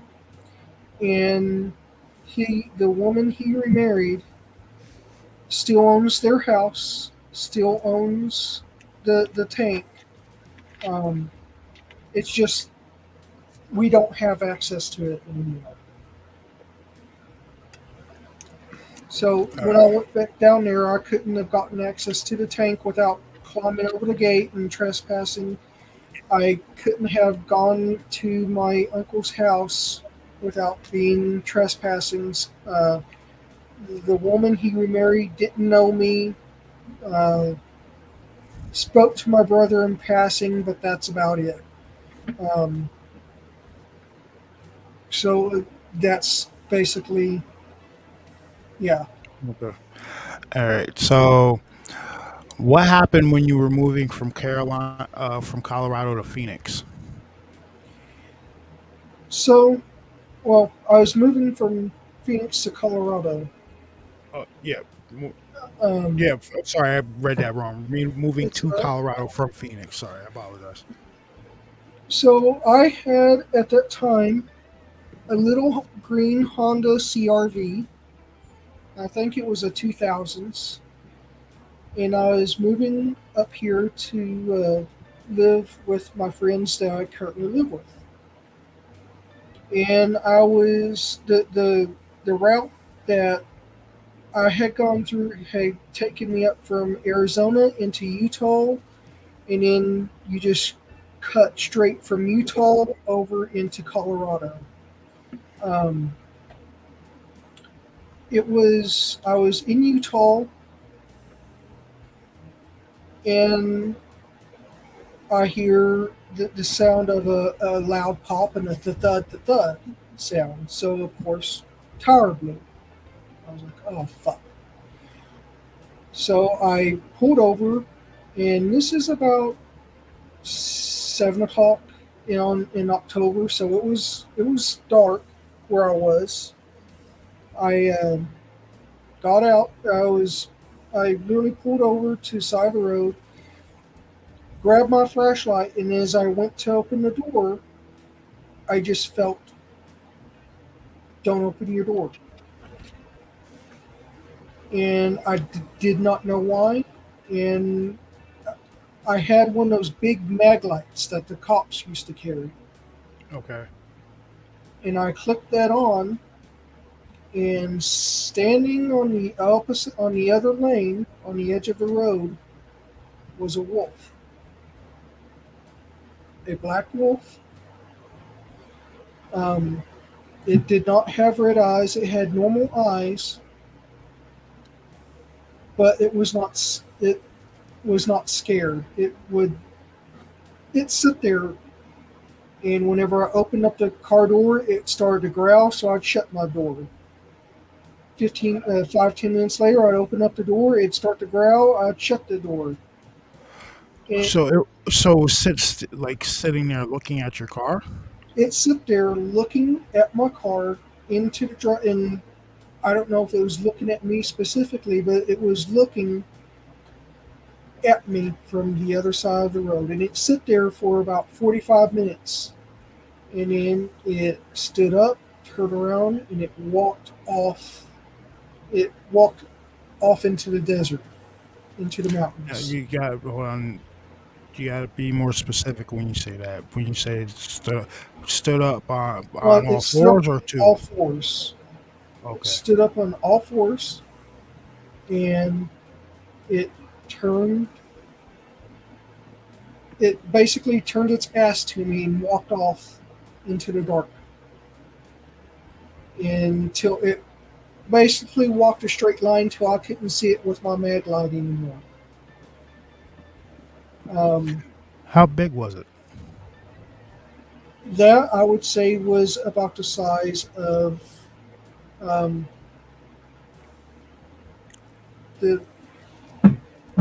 a oh, husky. It was the size of a husky. Now, the road that this happened on, is it a two lane road, 4 lane road? It And was how far are say like the how far say would the side of the road, like where the grass starts, be from where this thing was to where your car was? so on the opposite side. The grass was literally up on the edge of the road. This was a 3-lane road. It on its side was 2 lanes, and on my side was 1 lane. Okay. Um, I had pulled off to the side, which for mine was a gravel sheltered road, and like I said, for on the other side it was grass, weeds, and whatever right from the edge of the road on. Um, and yeah, it just sat there and watched me. And to open my, every time I started opening my door, it would growl at me, and then I'd shut my door. So Jason put in chat, what did you hit with your car? Hit with your vehicle? Do you think it now did you figure out that it was a flat tire that It happened? it was a flat tire. Um, as No, far what? as what Go ahead. it Go ahead. was that did it, I did not know. I know there was, like I said, I heard a pop, and then there was a sizable chunk of my rubber that was missing. But I do remember I was on old tires, so I just know if they just couldn't handle, if they had just gone past their life and it was like, okay, we're done, or that tire was like, yeah, I'm done, or if something was there, I just know there was a pop, and then there's about a baseball-sized chunk of rubber missing No, from my. you didn't see any other like damage to the vehicle besides the tire, right? No, there was nothing. After after it left, and I waited, what I thought was a long enough time, I got out. I checked all around my vehicle. I checked up in the tire wells. I could not find anything. The only thing I found was my uh, driver's side rear tire had a chunk of tire missing out of it. I'm just trying to piece this together. Why this thing would sit there and stare at you for 45, sit there and stare at you and growl every time you open the door. Maybe hit maybe hit its young one, its cub. I don't know. But that's the thing. I didn't hit anything. At least not from the front. If it came from the side, maybe. But the Honda CRV, the one I was driving, sets off the ground at normal height for a vehicle. It wasn't raised or anything, so it was just a normal. It was a 4-wheel small SUV, and there was at most, like I said, if I hit anything, it had to come from the side, and I didn't run over anything. The only thing I could think of is why it sat there and growled at me was because it was letting its pups and its pack or whatever get far enough away before it's decided to peace out. They're like, yeah, you're at a good enough distance. I've kept you from doing anything stupid or that could hurt us. I'm out. Yeah, you're probably right about that one. All right, so I'm gonna ask you about this one now. The girlfriend and the Ouija board. All right. So this was going in chronological order, and this was my last experience. I had been dating my girlfriend for a couple of months, and my friends that I live with did not like her. There was something about her they didn't like, and they're like, "Hey, we're going to need you to move out." And I was okay. I was like, "Okay, no problem." Well, we moved out and we got an apartment together. Before I go further, Jason, my driver's side door, whenever I would open it, made a loud knocking sound. The locking mechanism, for whatever reason, would make a loud ka-thump sound. So whenever I'd open it and push, when I'd open it and push the door open, when I'd release the handle, it made a ka-thump. So that's how it knew the door was open. Okay, so back to my girlfriend. We got an apartment together. Okay. She had two friends, and one she said was her best friend for most of her life, and the other was a work friend. She worked at a newspaper, and what she did was she'd go in at 1:30, 2:30 in the morning, and she was one of the people that would fold the newspapers up. Okay. And put, the inserts in them and whatnot, and they'd put them in the pile to be taken out and delivered. Well, I work nights. I've been working nights for 15 years. And I was working nights, and at that time my schedule was from 11 p.m. to 7 a.m. And I had gone to work, and then I had gotten sick. And I mean, I was like really sick. So I called the supervisor that was there and told him, "Hey, I'm sick, I'm throwing up, I need to go home." They're like, "Okay, we'll send someone over. Can you wait till they get there, or do you need to go now?" I'm like, I'm throwing up real bad. I need to go. They're like, "No worries, go ahead and go home."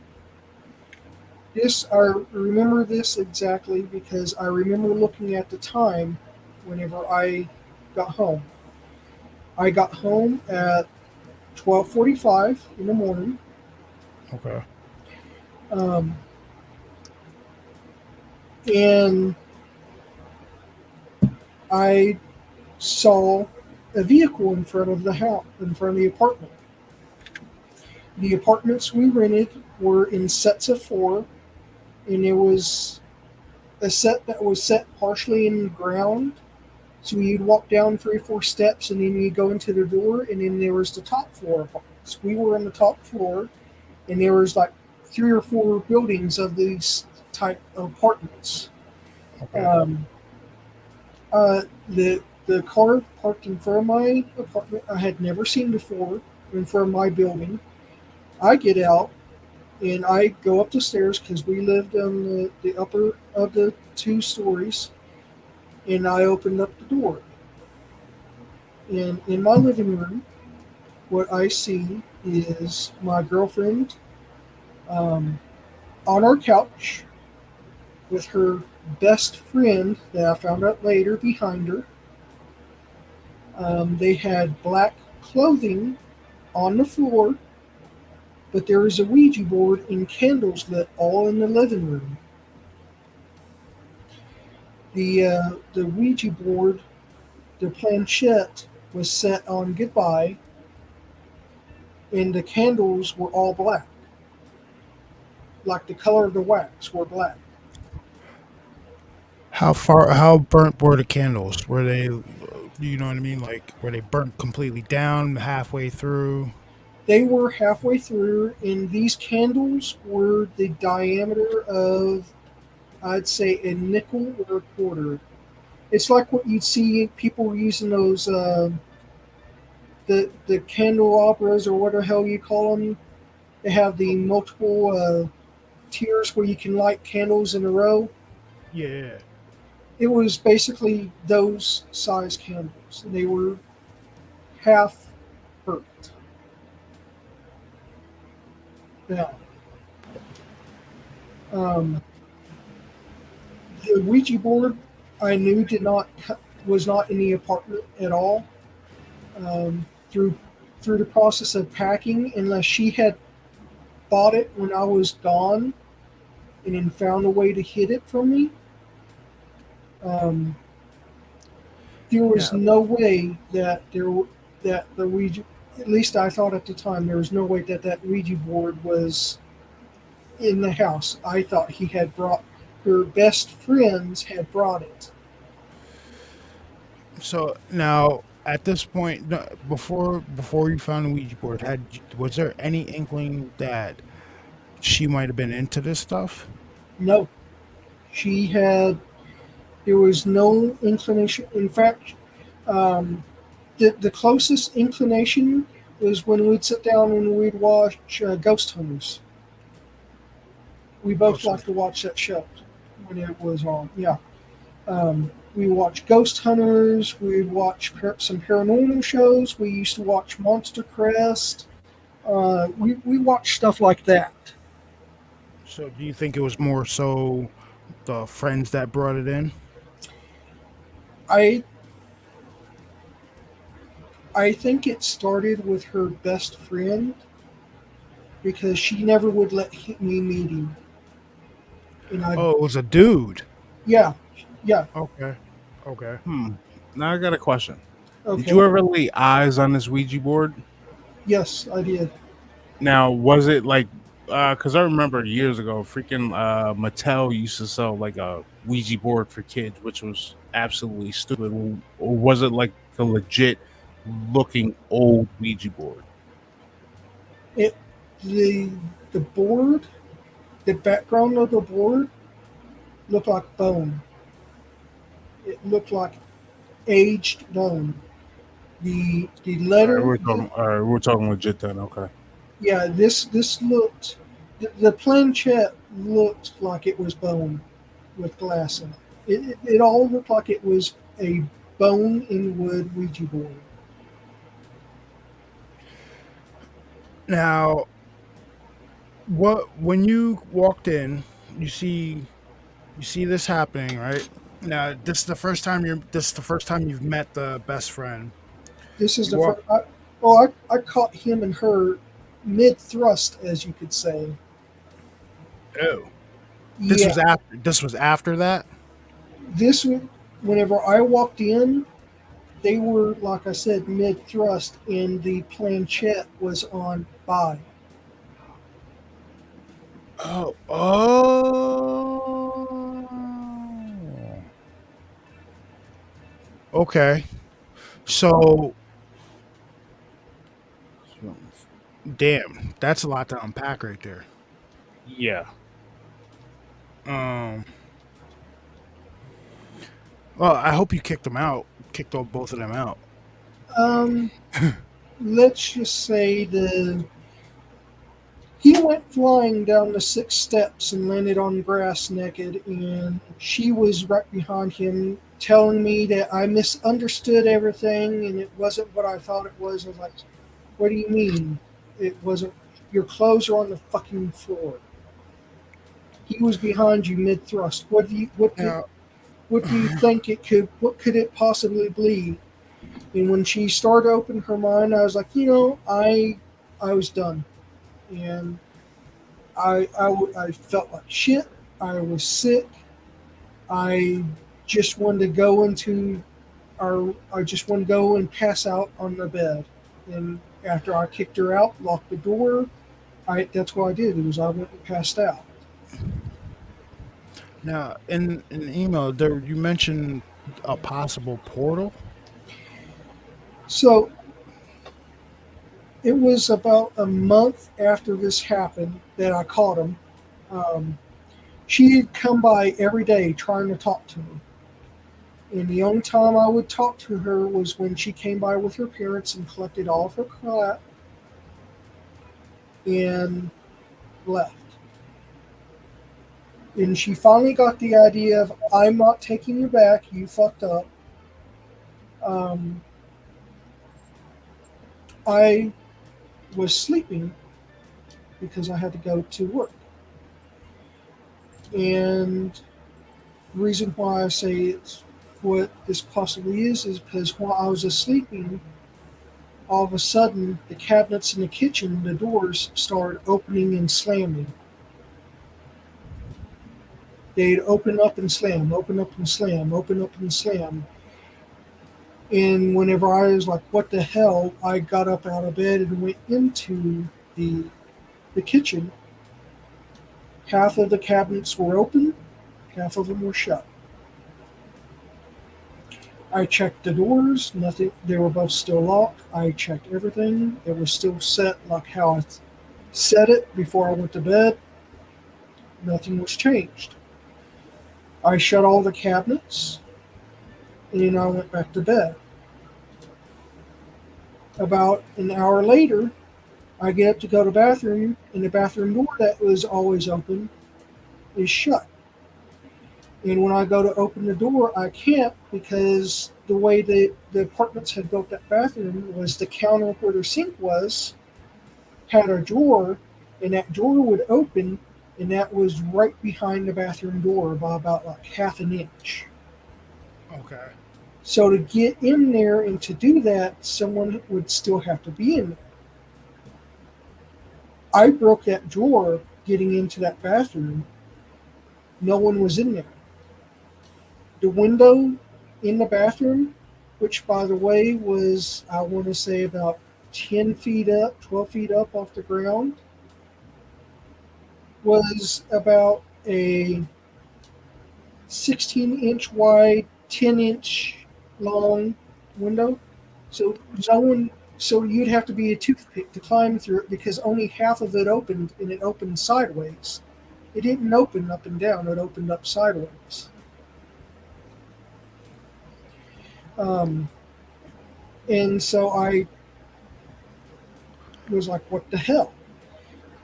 I went to the restroom, went back to bed, didn't get woken up for the rest of the time I went to bed or the time I was asleep. And then when I got to go to work, the refrigerator door is open. Not only is the refrigerator door open, but the water pitcher that I use for water is sitting in the refrigerator on its side. I had forgotten to fill it, but it was sitting on its side in the refrigerator. And I was like, what the hell is this? So again, I check because it's a 2-bedroom apartment, and in the bath and kitchen are joined together. There's no real separation between the two. I do my 20-second walk around, nothing there. I get everything put back how it was. Luckily, the fridge, it must have just happened because the fridge was still cold on the inside. The thermometer that I bought in for the fridge was still registering within the 40s, so I shut it and I went to work. I shut and locked my door. When I got home from work that morning, the door was open. And whenever Your front door was open? my front door was open. It wasn't open all the way. It was open about half an inch. And when I lock my doors, both the front door and the back door, which the back door is in the kitchen, have deadbolts, and then they have the regular door locks. I would lock both deadbolts and the regular locks, but my front door was open. And then when I walked in, my TV was turned sideways. Now, does she have a spare key or anything like that? At that time, no. I had whenever last time she came over, I told her enough was enough, and I told her, oh, by the way, I need my spare back that you never left, and she tossed it to me. Doesn't mean she couldn't have made another copy of it, but she, as far as I know, did not have a spare key. I'm thinking that, like, after she finally took the hint that you were done, she might have had old boy send something to you. Either that, or one of my thoughts was, because all of this eventually went away, but it went away after I used a prayer of protection. My thought was, and this is going to sound weird, but she knew what had happened when her and her friend, or whatever the hell you want to call him, was using that Ouija board, and her showing up was a way of deterring it from happening, from doing anything, because she'd show up and then nothing would happen, but then after she stopped showing up, within like a day or two, stuff slowly started happening. Yeah, that's why she was showing up almost daily or every other day, trying to talk to me, trying to get me back, and I'm thinking the dude sent something your way, and her being around curbed it. You know what I mean? Because probably his focus was on her, obviously. yeah. You know what I mean? So when she came around you, when this thing was, whatever it was around you messing with you, when she came around, it put the kibosh on it because of her presence, because the dude that sent it, because the dude who sent it to you had such an affinity for this chick. You know what I mean? Yeah. And I don't know, Jason. That could have been. I just know when I called him, she was in the process of cheating on me, and I threw them and that Ouija board out. I grabbed it and tossed it out the front door. See, okay, Yeah. If they were messing with the Ouija board inside your apartment, and it wasn't closed right, they left that portal open. Well, plus, not to mention, it's a SEGS ritual. like I said, whenever I got there and I went to grab the planchette, I saw it on. It said goodbye or bye. Its version of goodbye.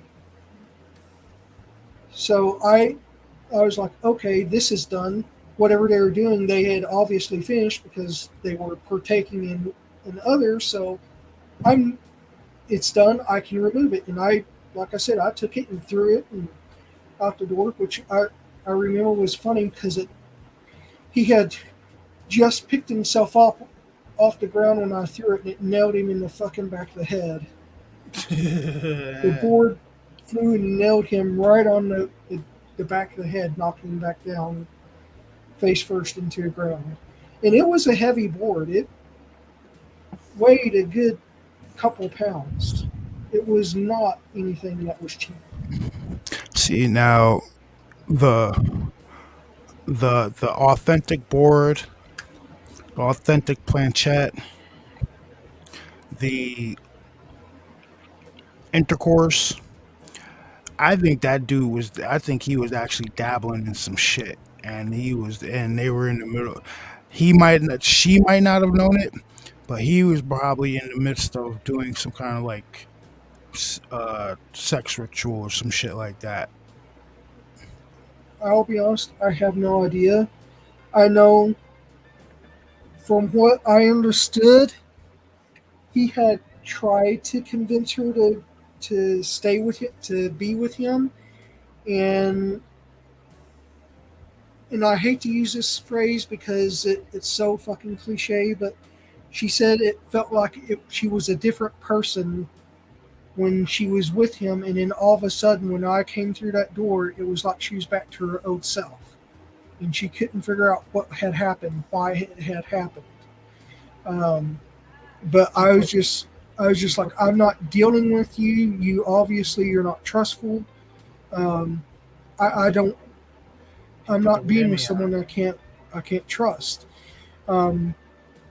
As far as the candles, I grabbed a plastic trash can bag, and after I put them all out, I tossed them in the bag and tossed them in the dumpster beside the house. Don't know if they went diving for them. Don't know what happened to them. I just know the board went out one door, and then to get to the dumpster, I had to go out the back of the kitchen, and that's what I did. And then I proceeded to lock and reinforce my doors, which meant putting the chair under the doorknob so that door couldn't get open so I could go to bed. Now, did you ever see this guy again after this all happened? Never. I never saw this guy after it happened. I never saw anything. I never saw anything actually happen. I heard it. I found it, but I actually never saw anything in the process of it happening. What finally led me to my last end was I have insomnia, and there are weeks where I can go 3 or 4 days without sleep. And I was on day 4, and I could not get to sleep. And as I was trying to sleep, the cabinet doors started banging again. And I was pissed. I thought someone had gotten into my apartment. I thought that she had gotten back in, or my downstairs neighbor had gotten in, because he was pissed off that I was running the swamp cooler at night. And he was moving out because I was a bad neighbor, according to him. And I went storming into my kitchen, and I'll be honest, I had my 9mm with me, and there was nothing there, but every cabinet door was open. The ones above the sink, the ones below the sink, they were standing wide open, and I was like, I was done. So I got on my computer, pulled up a protection prayer, and I proceeded to say that prayer twice, back to back. And after the second time of repeating it, it felt different. My apartment felt different somehow. It felt lighter. That's what I was going to ask. Did you feel like there was maybe a presence in the apartment? The atmosphere was light. The atmosphere after I caught him in the apartment had always felt heavy, like the air pressure was heavy. But after saying the prayer of protection, the atmosphere no longer had that heavy feeling to it. It was light. And I was actually able to go into my room, and I passed out for, I want to say, 14 hours and slept. And when I woke up, everything was as I had left it. Everything was done. But as I moved out of the apartment, as I started packing everything, I started to feel the atmosphere starting to get heavy again. It felt like there was a higher air pressure. And then when I moved out of that apartment, I haven't felt that since. And I've been out of that apartment for a good 10 years now. For how long? For 10 years. 2? 10. 10, okay. Yeah, I've been out of Now, that apartment for 10 years, and I have never felt anything like I felt in that apartment. I wonder if any. Now, I wonder if it was just what was going on was just, say, attached to you, or what was going on in the apartment with everything moving around. Was it attached to the shit you walked in on? I think it was what I walked in on, because if it was attached to me, that would have moved with me. And like I said, as I was packing my stuff up, I felt that atmosphere. Whenever it took me 2 to 3 days to get everything packed up and moved, and during that time of actual packing and moving things out, the atmosphere felt heavy again. It started feeling like it was getting heavier. But once I left that apartment, I haven't had that feeling like that again. I wonder if any of after you moved out, if any of the future tenants started experiencing anything weird in that apartment after that. I do know my apartment and the apartment below me, they're having problems with people staying in those two apartments. Oh, really? I've done some checking, and I'll see people move in, and then a couple of months later, I'll see them move out. I see them move in, I'll see them move out. I know they've had, but not for naught, the people that ran that apartment were kind of crappy. It was a management company, and they were kind of crappy about keeping the maintenance up kept. Prime example, moving into a apartment in the middle of July when it's almost triple digits, and your tenant calls and say, "Hey, we don't have a working swamp cooler. Oh, someone will be out tomorrow to fix it." And it's noon. It's like, no, you're going to send someone out to fix it now so we can actually do what we need to do. So it could be a shitty management company. It could be something. I just know that those two apartments, the apartment I lived in, and the one below me, they've had problems keeping people in those apartments. The longest they've had someone stay there was a year, and that's exactly how long I stayed there for, was a year. Yeah, I'm coming to the conclusion that this dude was performing sex magic in your apartment, which caused a portal.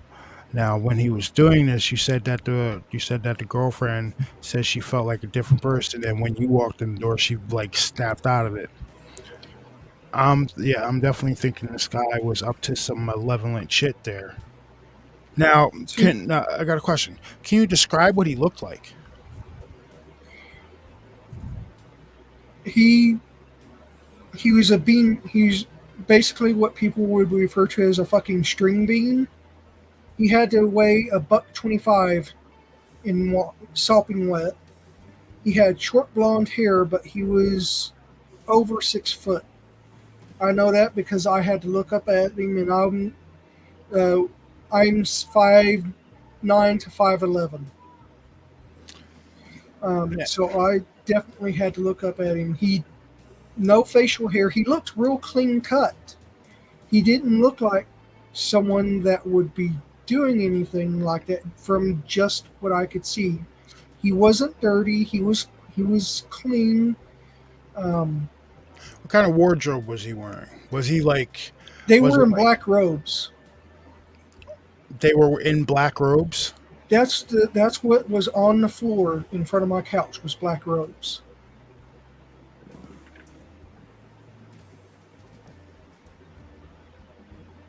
Black robe, and I don't know if he changed his clothes and took his clothes out the apartment, or they went in there since he walked in there like that. But the clothes I threw out after him when I picked it up, it was a black robe because I was like, "What the hell is he doing? He's wearing a fucking dress." And then I realized, no, that's not a dress. That's a robe, and that's what she had.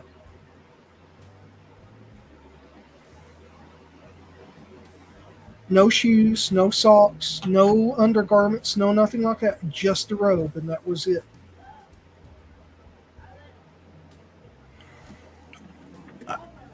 See, now I'm starting to think that that guy, he may have gotten that from his parents. Like his parents might have been into that shit. Cause you hear stuff like that, and you would expect them to be like, oh, this guy, they're like, oh, they're goths or something like that. Not somebody who's like clean cut, clean shaven, shit like that. Um, I, this is really strange. I definitely think there was some kind of malevolent work. He was trying to work something malevolent there. And if you maybe hadn't stopped them, I wonder who else, who knows what could have been fucking transpiring if it was a spell that he was working maybe. Well, as I've thought about that event over the last 10 years, longer. What I find rather interesting was how sick I got that forced me to go home. You know, that's interesting Because because I went from being perfectly fine to I was literally I felt like I was running a 103, 104 fever. That's what I felt like. I was vomiting so bad I felt like I was going to start vomiting up blood. That's how bad it got. see, that's interesting. Now, the tooth, you can go either way with this, right? So you got sick and went home and you found this. Now, could there's two reasons you might have got sick. Could you have gotten sick because they were like it was happening in the bed that you sleep in, No, it right? was on the couch in the living room. Okay. Yeah, so it was literally when you opened up the door, the front door, up against to the right, up against the wall was a couch. In front of it was a coffee table. In front of to on the left wall was the TV. Everything that was happening that I caught them doing was in the living room. The blinds were closed. I couldn't see the candlelight through the blinds. I literally had no idea nothing was happening. I just knew there was a strange car parked in front of my apartment building, and I thought that was kind of weird.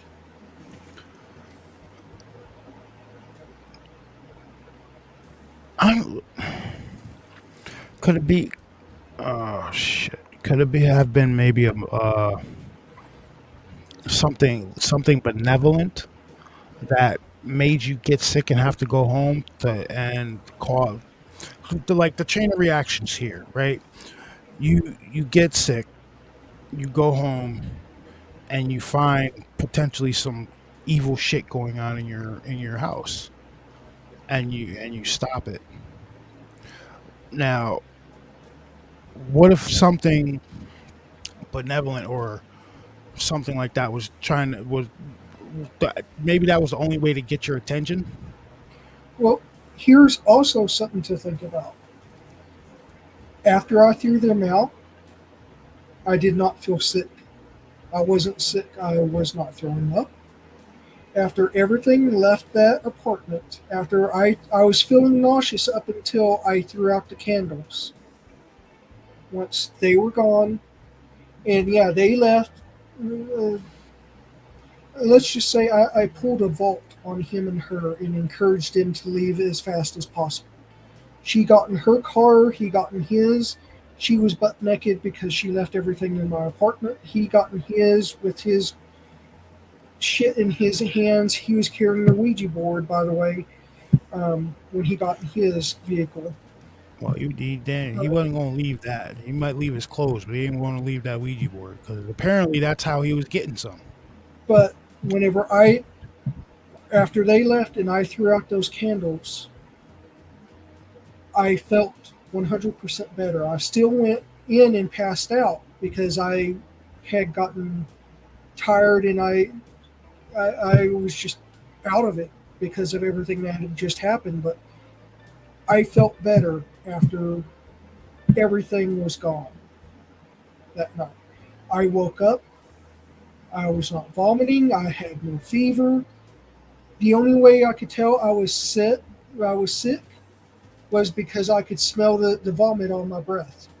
That was the only way I knew I was sick. If it wasn't for that, you couldn't have told I was sick.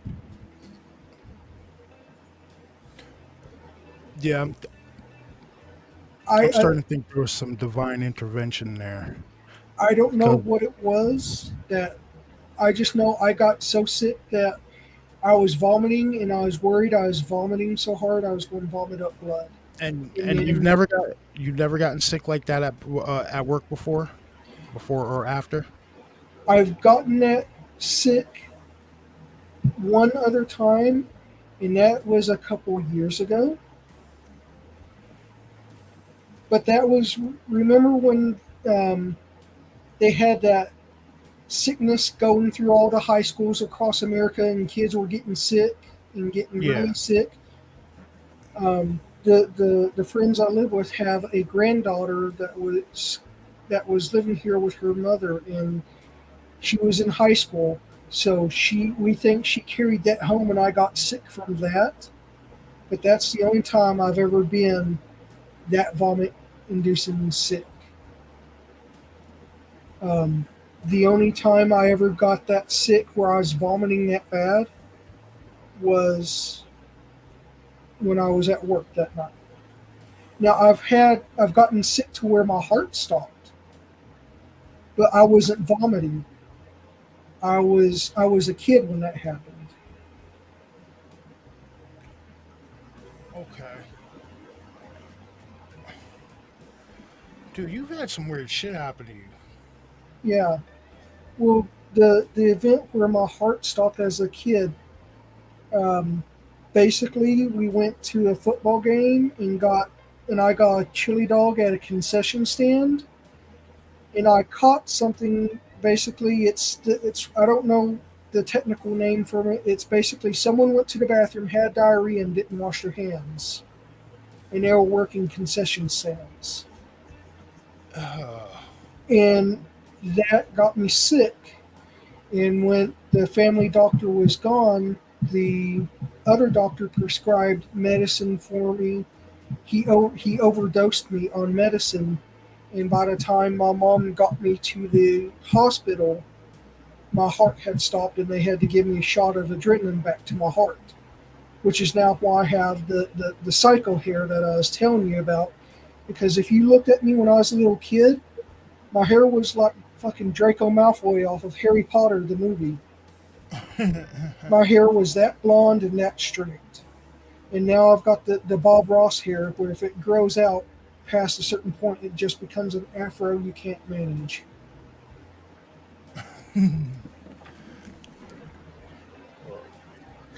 Jason, no, I did not get sick when I saw the black dog. I did not get sick on the Christmas Eve or Christmas Day that I saw, and I did not get sick when I saw the wolf that was sitting outside my door.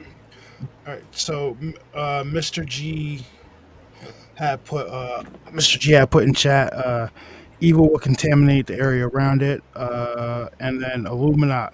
Whatever they were doing did not sit right with your spirit, and I agree. I agree with that, Mr. G. That's a great analogy. I agree as well. Here's the question I'll never know unless I dig her up and contact her again. Whenever I was on my old schedule for work, I would leave the apartment about 10 to 10:30, go to Walmart, pick up food, and then go to work. And so I could be there by 11. So there's no telling how long they were doing this after I had left. If he was just waiting around the corner, and as soon as I turned the corner, he'd come by and show up, or how many times they had done this before. All of that is a mystery to me. I don't know exactly what they were doing that night, or how long they've been doing it, or how many times they have done it. I just know I caught them that one time. That's all you needed. That's all you needed to catch them the one time. And like I said, he tried to get her to stay with him, and she refused. And was there any explanation of how they became friends in the first place? They met in school. They basically met in, I think, if I remember correctly, the 3rd or 4th grade, and they were just friends.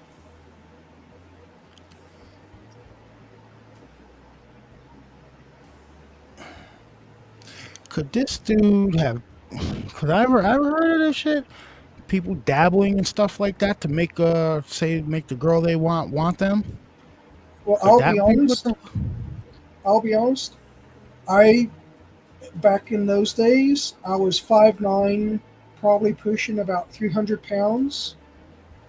She was about the same.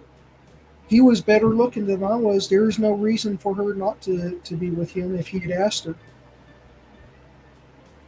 I mean, from what I understand, he was always nice to her, but she never felt. From the way she explained it, she always saw him as a brother, as a stepbrother type. And I was like, stepbrother? I was like, why stepbrother? She's like, well, there always has been the thoughts of maybe what could happen between him and I, but then there's the thoughts of we've been friends for so long. See, that's what got him, man. He turned to the dark arts because he got friend zoned. Sorry for laughing, but that's what it sounds like. No, I still laugh because I remember the sound he made when that fucking board hit me in the back of the head. That yelp he made whenever it hit him. And you know what? You should have hit him with the edge of that motherfucker right in the back of the head. I don't know what part of the board hit him. I just knew I grabbed the board, threw open the door, and flung it as hard as I could. And it went flying. And then next thing I know, I hear a ka-thunk and him hitting the ground, and he let out a yell. Yep. So Jason said that is possible truth. It's messy, but it is fucking heart in the middle of the thing. But it is possible to make someone have feelings for you. Yeah. I mean, it's the same shit as that Love Potion number 9 story. You're just using different tactics, right? Yeah. But that's true. Like I said, the reason why I felt it was a portal, because as I thought about it, everything that happened to me in that apartment felt like it was something different. One time it felt like it was something that was pissed off. One time it felt like, oh, I'm just going to play pranks or tricks on him. One time it felt like, I want your attention. One time it felt like, you should not be here right now, but you're here and I'm pissed off because you are here. So everything had a different feeling to it. So that's why I thought it was a portal, because it was multiple things coming in and out. That was my thoughts. Was something coming out, screwing, doing whatever it does, and then it going back into wherever it came from. Now, did she? Now, I know they were best friends. Did she ever give a specific reason why she really never really had you meet him before? No, I'd asked to meet him multiple times. She kept talking about her best friend from school, her best friend that she had from little school, and I was like, bring it, have him come over. I'll order pizza. We'll hang out, watch TV or a movie, have a beer or two, whatever. And yeah, I'll do it. Yeah, I'll extend the offer. But then I'd never hear a follow up. I'd never hear anything about it. It was just I was trying to learn more about her and to learn about her friends.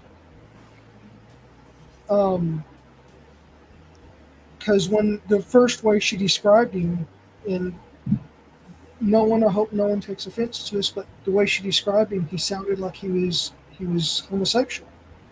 He sounded like he was more into men than women.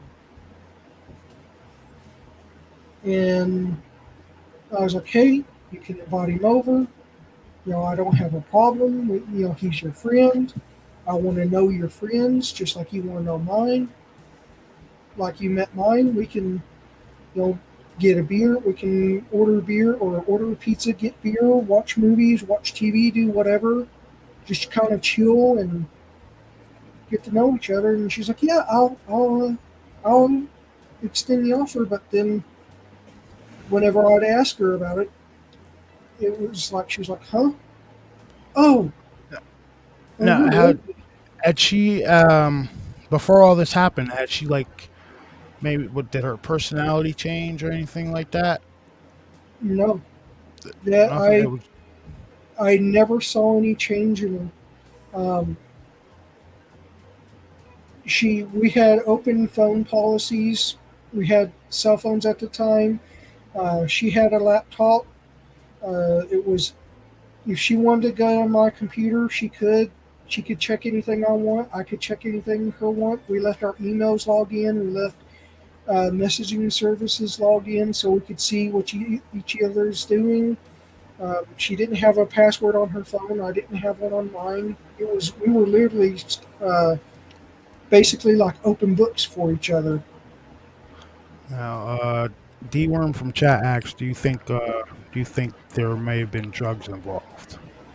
But I don't think you didn't say anything about finding any evidence of, say, like drugs or anything. Now, she didn't have a problem or anything, did she?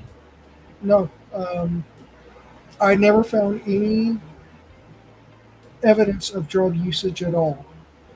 If I had, I would have turned her in. I would have contacted the police and said, hey, just so you know, or hey, I need someone to come out because I found evidence of this. I don't know where it came from. It's not mine. You can drug test me all you want. You're not going to find anything. I can tell you who lived here, where they moved to, as far as last I heard. But no, there was no evidence whatsoever of drugs, unless she hid it in her vehicle or unless she was able to do it and then not change her personality at all. It was nothing there. Okay. You just helped me remember something, in truth. What's up? We were watching Ghost Hunters. We literally we're a week moved in, brand new floor lamp, brand new light bulbs, and the light bulb exploded While you're watching Ghost Hunters? while we were watching Ghost Hunters. Literally, the light bulb exploded. Like you take a hammer to it, or you shatter it by throwing it into something. It literally exploded, and we had literally we'd fixed our dinner or our lunch or breakfast, whatever hell you want to call it. Sat down on the couch. I reached up and turned the first click on the floor lamp because it's a three-way floor lamp, and we just turned on Ghost Hunters, and they were just doing the introduction, and the light exploded. It was 2 months after that that I caught them doing whatever they were doing.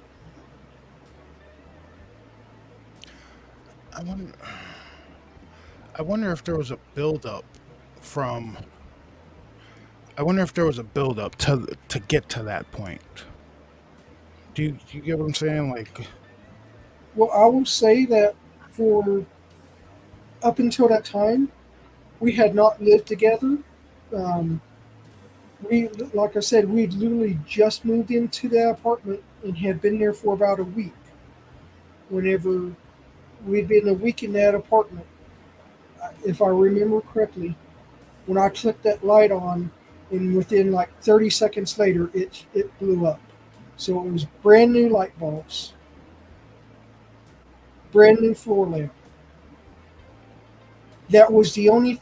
There was no power surge because that was the only thing that was affected was that floor lamp, that light bulb.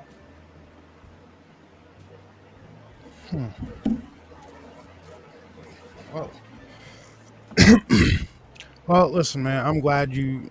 I'm through the divine. I'm sure that shit wasn't sitting well with your spirit. So something divine told you, made you go home to get rid of the shit that was going on in your house. And I'm glad you did because there's no telling if that would have continued, what kind of dark shit might have started, what other dark shit might have started appearing in your house, man. I agree. I have no idea what they were doing. Like I said, I just know that whatever happens, whatever they were doing after she stopped coming to my apartment door, trying to get me to talk to her, trying to get me come, to take her back. Within a day or two, that's when weird shit started happening.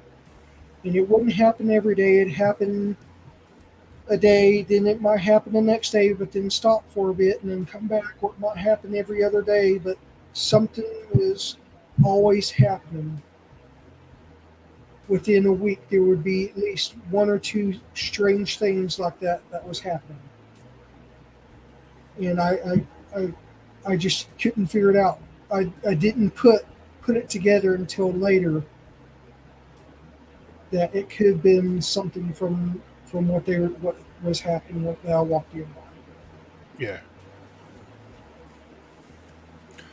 Oh. All right, man. Well, I think you said that was the last one you had, right? Yeah, I haven't had anything weird happen like that in the last 10 years. But that was, since I moved out of that apartment, that was the last time I had weird shit happen to me. Nice. Well, I j- well I think damn, we've been going almost 3 hours, homie.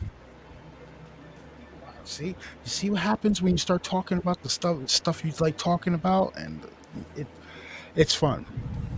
All right, now I'm actually this illuminat. At any point, did we make you feel uncomfortable? No, sir. I And actually, I felt better. You guys have uh, made this an actual enjoyable experience.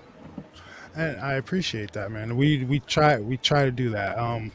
Like I said, I know a lot of people try to. Well, I need this answer. I need that answer. No, I'm not. I'm not I don't I'll never try to be pushy when when we're talking to one of you guys about an encounter. And like there's some like I'm gonna say this, there's somebody else and that's a regular member of chat. You guys say hi to them every show. They have some pretty good stories too, and I keep trying to convince them to come on. And illuminat will tell you we're not pushy. We're not going to try to we try to make it comfortable. You know what I mean? Because the shit, it's like I said before, the show isn't about me and Bass. The show is about people like illuminat, like Jason Brock who's come on, like Bryce who's come on. You know what I mean? This show is about you guys, your encounters, your stories that you have to tell. Because everybody's got their own truth. They need a platform to say it. They need a platform to tell it, and we welcome it. You know what I mean? And we will continue to welcome it. So if you guys have stories you want to tell, you have encounters, shoot us an email, dude. We'll bring you on. We'll run it the same way we did here. Like, I yeah, yeah. I actually love the way this interview went this evening. It was, at least I felt it helped me out. And it was a good interview from a lot of the other interviews I've heard and listened to. This is, of course, because I'm in it, but this was you guys, you and Bass are both the better host at interviewing from a lot, leaps and bounds over a lot of shows that I've watched as well. Thank you, man. I appreciate it. Yeah, it's just it's it's fun. If you can't make your guests comfortable, you're never gonna get great information. You're never gonna have a great interaction with people. And I do want to say thank you again for coming on illuminat. I do we were talking before the show about what happened to you previously, and like I said before, that I don't think there's a place for that in this community, because it stops people like you and others from telling their story, which we're never going to get the full picture if we don't get all of it. You know what I mean? It's a picture this whole thing as one of those 1,000-piece puzzles, right? And everybody has their own little piece to add to this puzzle, and we're never going to get that if people are poo-pooing someone's story, or there's infighting, or this person's better than that person. You know what I mean? I think it all should be about getting the information out and not alienating people. I don't know. Maybe I'm just talking out my ass here. No, I definitely agree. Like I said, the previous people I gave the one encounter to, pretty much, like I said, whenever I show back up after I gave them to their next show, after I gave them my encounter, they refused to acknowledge me the entire show. They refused to acknowledge me the next couple shows, and then they begrudgingly acknowledged they begrudgingly acknowledged me the next time I had shown up. And it was just I got the message, we don't want to acknowledge you, you're not here. Please leave. So like I said, I unsubscribed, unfollowed, and I migrated elsewhere and found other shows. Oh man, I'm super glad you migrated over this way, dude. I'll tell you that. But I want to say thank you again for coming on and sharing your encounters with us. I know, I know it took you a while to really think about it, and then I hit you up like last minute earlier this week, like, "Yo, would you want to come on? Would you want to come on this weekend?" But I'm really glad you decided to come on, and I'm glad we got to do this interview, because, like I said, the late show episodes, those are all right, man. But I really want to do interviews. I really like interviewing. I would like talking to you guys about this stuff, and let's try to get more of you on here. Oh, I full-heartedly agree. I like how both you and Bass do interviews, and I like how your show is when you do interviews. I also like the free flowing impromptus. Talk about whatever within bounds on YouTube, of course. Yeah.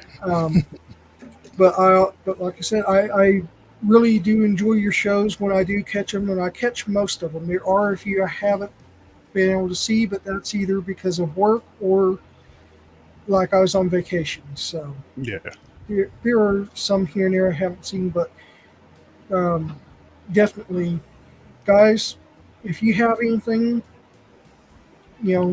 like I did with Truth, I told him, hey, I've got something I wanted to share with you.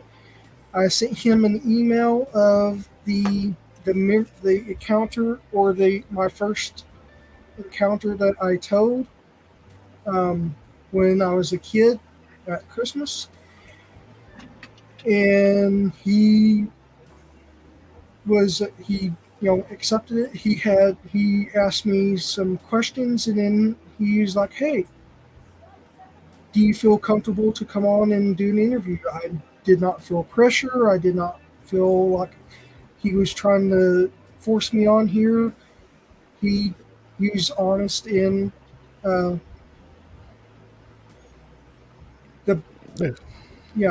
he's just being himself, and that's the best kind of interviewer I can think of, him and Bass. Thank you, man. I really do appreciate that. So Absolutely. you guys heard illuminat, man. No pressure. Well, I'm put a little pressure on you. Send me an email.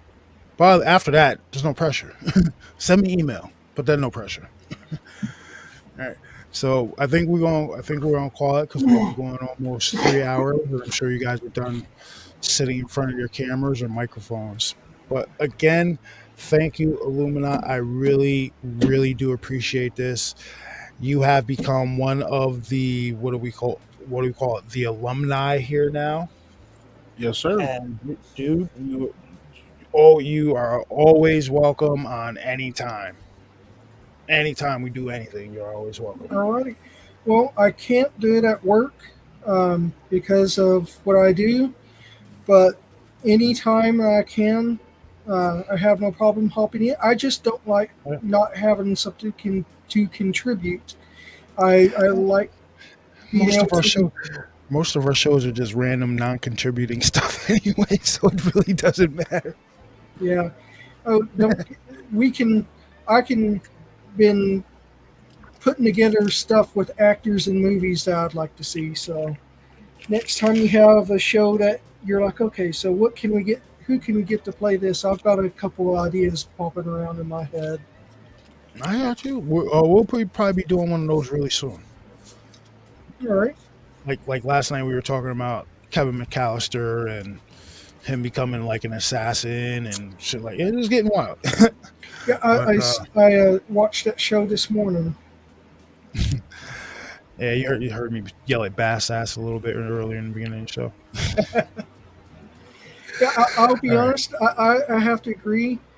If nothing Kevin could do anything to touch the Predator, because the moment the Predator stepped on one of his traps and got hurt, either it being those fucking jacks on the floor or whatever, he'd be like, yeah, I'm done, and just light the shit up.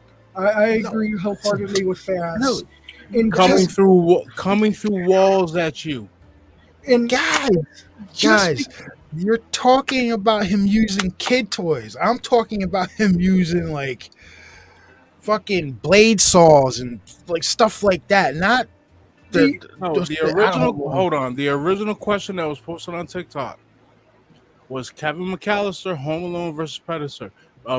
It did not specify how old Kevin was, so we all naturally assumed it was young Kevin. Young Kevin doesn't stand a snowball's chance in hell. So my caveat, I would say, for Kevin to even hold a whisper of a prayer, he would have to do like you guys suggested last night, go into the military or get more extensive in trap making through some way to put him on the level to where he could. Otherwise, like I said, you can give Kevin all the prep time he wants, but as a kid, he's still just a kid. There's not much he can do that could really hurt something like that. But as a teenager or an adult, that, depending upon what he knows, what he was taught or learned, how he learned it, would be the clincher on what could happen. All right. So we'll change. All right. So what I'll do, I'll change the setting. Young Kevin McAllister, right? But it's young Kevin McAllister, not rich young Kevin McAllister, who only has toys and junk like that. It's mechanic's son, Kevin McAllister, who has access to bandsaws and saw blades and shit like that. Two questions to clarify, because just like we know with Mr. Vault, is poor Kevin, his father teaching him stuff like Vault's taught his kids. So is father knowing how to do this stuff? It would have been It would have been the same principle as normal Home Alone, but he's just got access to shit from like a mechanic's shop.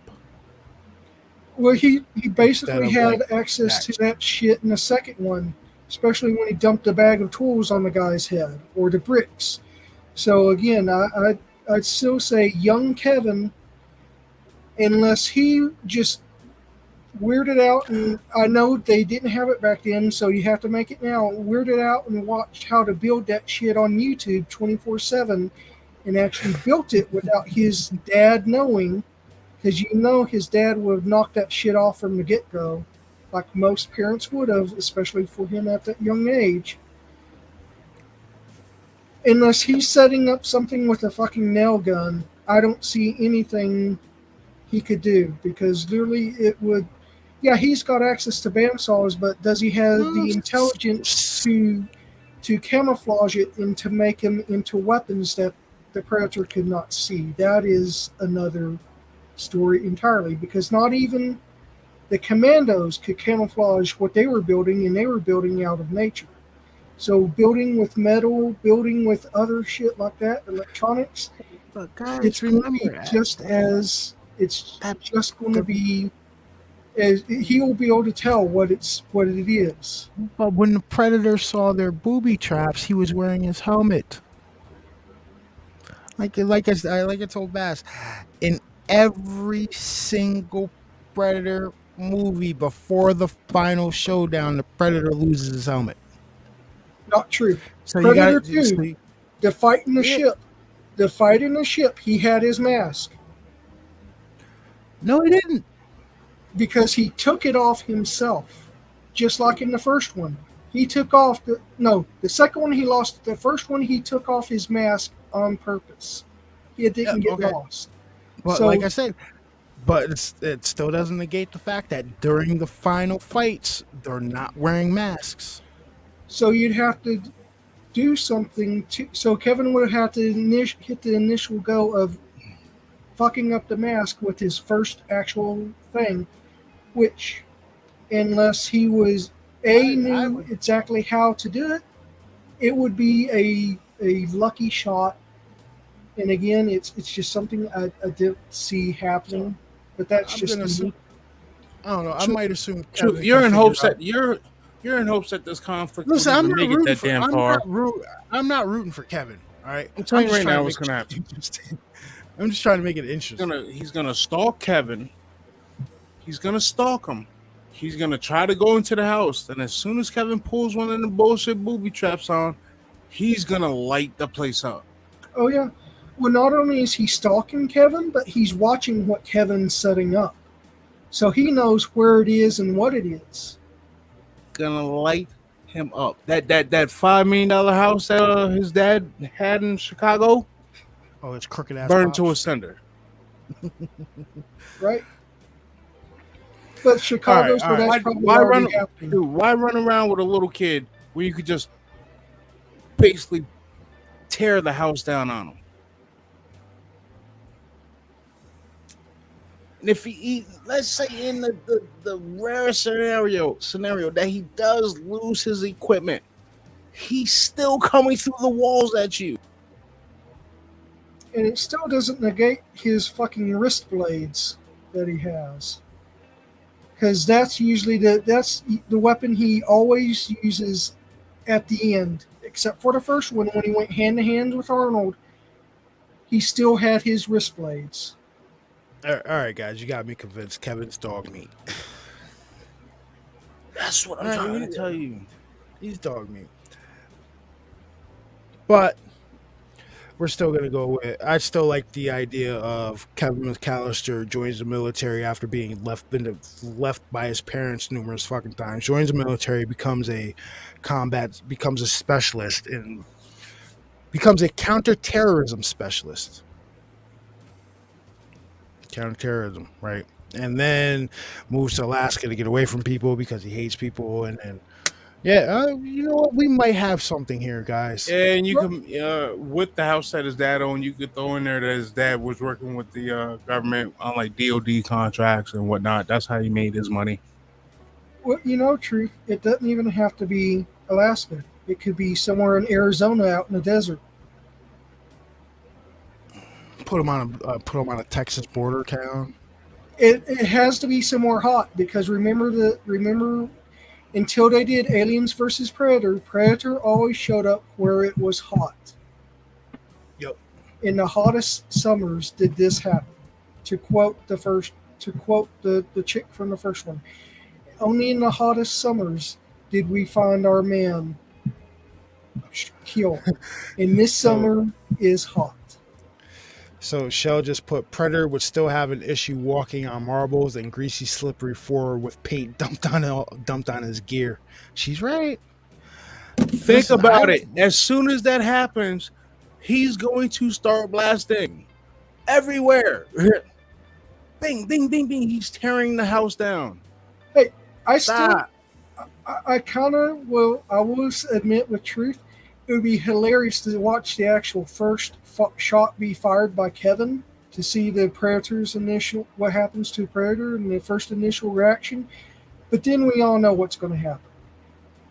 And he's dog food. But you also have to consider, in truth, I know I alluded to this, and I don't know if you looked into it, but there's two types of predators. There are the normal predators. Oh, there's more than two. There's more than two types. Not an honor level. There's the regular honor level, the predators that have honor. Then there's those that are called the bad bloods. They have no honor. They will kill however that takes to kill. It didn't matter what they did. Now, isn't the one from Prey, wasn't that one of the bad blood ones? I never saw Prey, but the Predators, the movie, that the predators in that movie were all bad blood predators. The tall predators that ended up killing that one predator strung up, that was chasing Royce and all of them. All of those were bad blood predators. Or maybe the predator decides to adopt Kevin because he sees his potential. There is a comic book. You can look it up. Her name starts with an M. It is Machi or something. The human predator. Isn't it Mako or something? Mako or something. The human predator, and she helps a predator. The predator dies, and then that predator's clan adopts her. And then when that predator's clan goes to start killing humans in space, she betrays them and kills them. But because they train her how to hunt and how to use their technology and all that stuff. Yes. There is a comic book on that. Wedge, that's what I'm saying, Wedge. That's what I've been saying. Paint would mess up the laser sights on his helmet. I would dump tar on his ass. Well, not for I would naught, dump but tar. I would dump pine tar on his ass. well, here's a Some good, kind of tar substance. here's a good question for your truth. Not for naught, but how good would one of those masks hold up to having a bag of cement dropped on it, or a bag of tools, or bricks, like he did in the second movie? You know what? That's a good question. You drop Or how drop would a that shoulder cannon last whenever, because that thing always gets fucking broke. Oh yeah, that shit got weak. That shit has the hinges on that thing is by far made in Yugoslavia or some shit. Yeah, because remember in the second one, it took 2 shots. He took 2 shots to the shoulder cannon, and that sucker was destroyed, and he rips it off of him. So, again, the Predator's got technology. It can be broken. It's just, can Kevin get that first initial score to screw up the key parts of his technology? Which, unfortunately, I think Kevin's first shot at the Predator would have to deal with something to. He'd have to cover he would have to cover the Predator in something. For he'd one, he'd also have to for know one, he's fighting. He'd also have Yep. to know what he's fighting. Like in all the movies, you don't know what it is. They don't know what it is until after they've been fighting it. Yep, like I said, he would have to cover the Predator in something so he'd be able to see him. Because remember, the Predator's got that cloaking tech, and then once he covered the Predator in, say, road tar, Although the Predator wouldn't be able to use. I don't think the Predator would be able to use his tech after that. I would like to see what would happen to his tech if he hits him with that generator like he did in the second one. Electrocute the fuck out of him. Yeah, we've never actually seen a Predator get electrocuted, have we? I don't think that's happening in any movies. No. No, but it's still. I mean, considering how the voltage some of those generators output, it just makes you wonder that. And again, that Predator just grabs something or stands on something that's electrified by a fucking generator. Like what happened in that second movie, what would happen to his tech then? Because his cloak is disabled by water. So, in both movies, his cloak gets fucked up by water. In the second movie, he doesn't even try to recloak after he gets doused in water. So again, it's something to think about. Yeah, I'm so Kevin wouldn't survive, but I'm also of the mind like Kevin. It would be an interesting first 5 minutes. Wedge, and you got a point there. The problem is the Predator's strength, durability, and bladed weapons. But truth, did you know there's a Batman versus Predator? Oh yeah, I've seen that one. Yeah, this comic book series. Yeah. Yep, and Batman versus Alien. See, they're doing too much crossover shit. But that was done back when the Batman and Predator came out. So they were both released about the same time. One was just a universe where Batman fought the aliens, the xenomorph from Alien, and one where he fought the Predator. I think Batman would give it to a Predator. But that's a whole different debate. Jason, in the second movie, he got hit with a fire system. They turned on the fire suppression sprinklers in that factory. So he did get doused from that. Yep. That was the same factory where Gary Busey gets cut in half. That's the same factory where what's his nuts shot his cannon with that M16, his shoulder cannon, and he rips it off and throws it. Yep, and then he smashes that fucking shotgun on the ground, and it breaks like it's plastic. Yeah, so he did get doused in water because they hit. It's basically like they pulled the fire system. Yeah, and No, pretty they much may. washed all the radioactive particles off of them. Well, Yeah. who's to say they didn't put something in the water? And no, it did not wash all the fire because it could have helped keep the radioactive particles on him. We don't know. They never say anything. You just see him get doused in water, and then all of a sudden he tries to cloak and he can't, and he stops trying after his first initial try. After he tries to cloak and can't, like I think it was what 1, 2 times, he's like, screw it, I'll just go without it.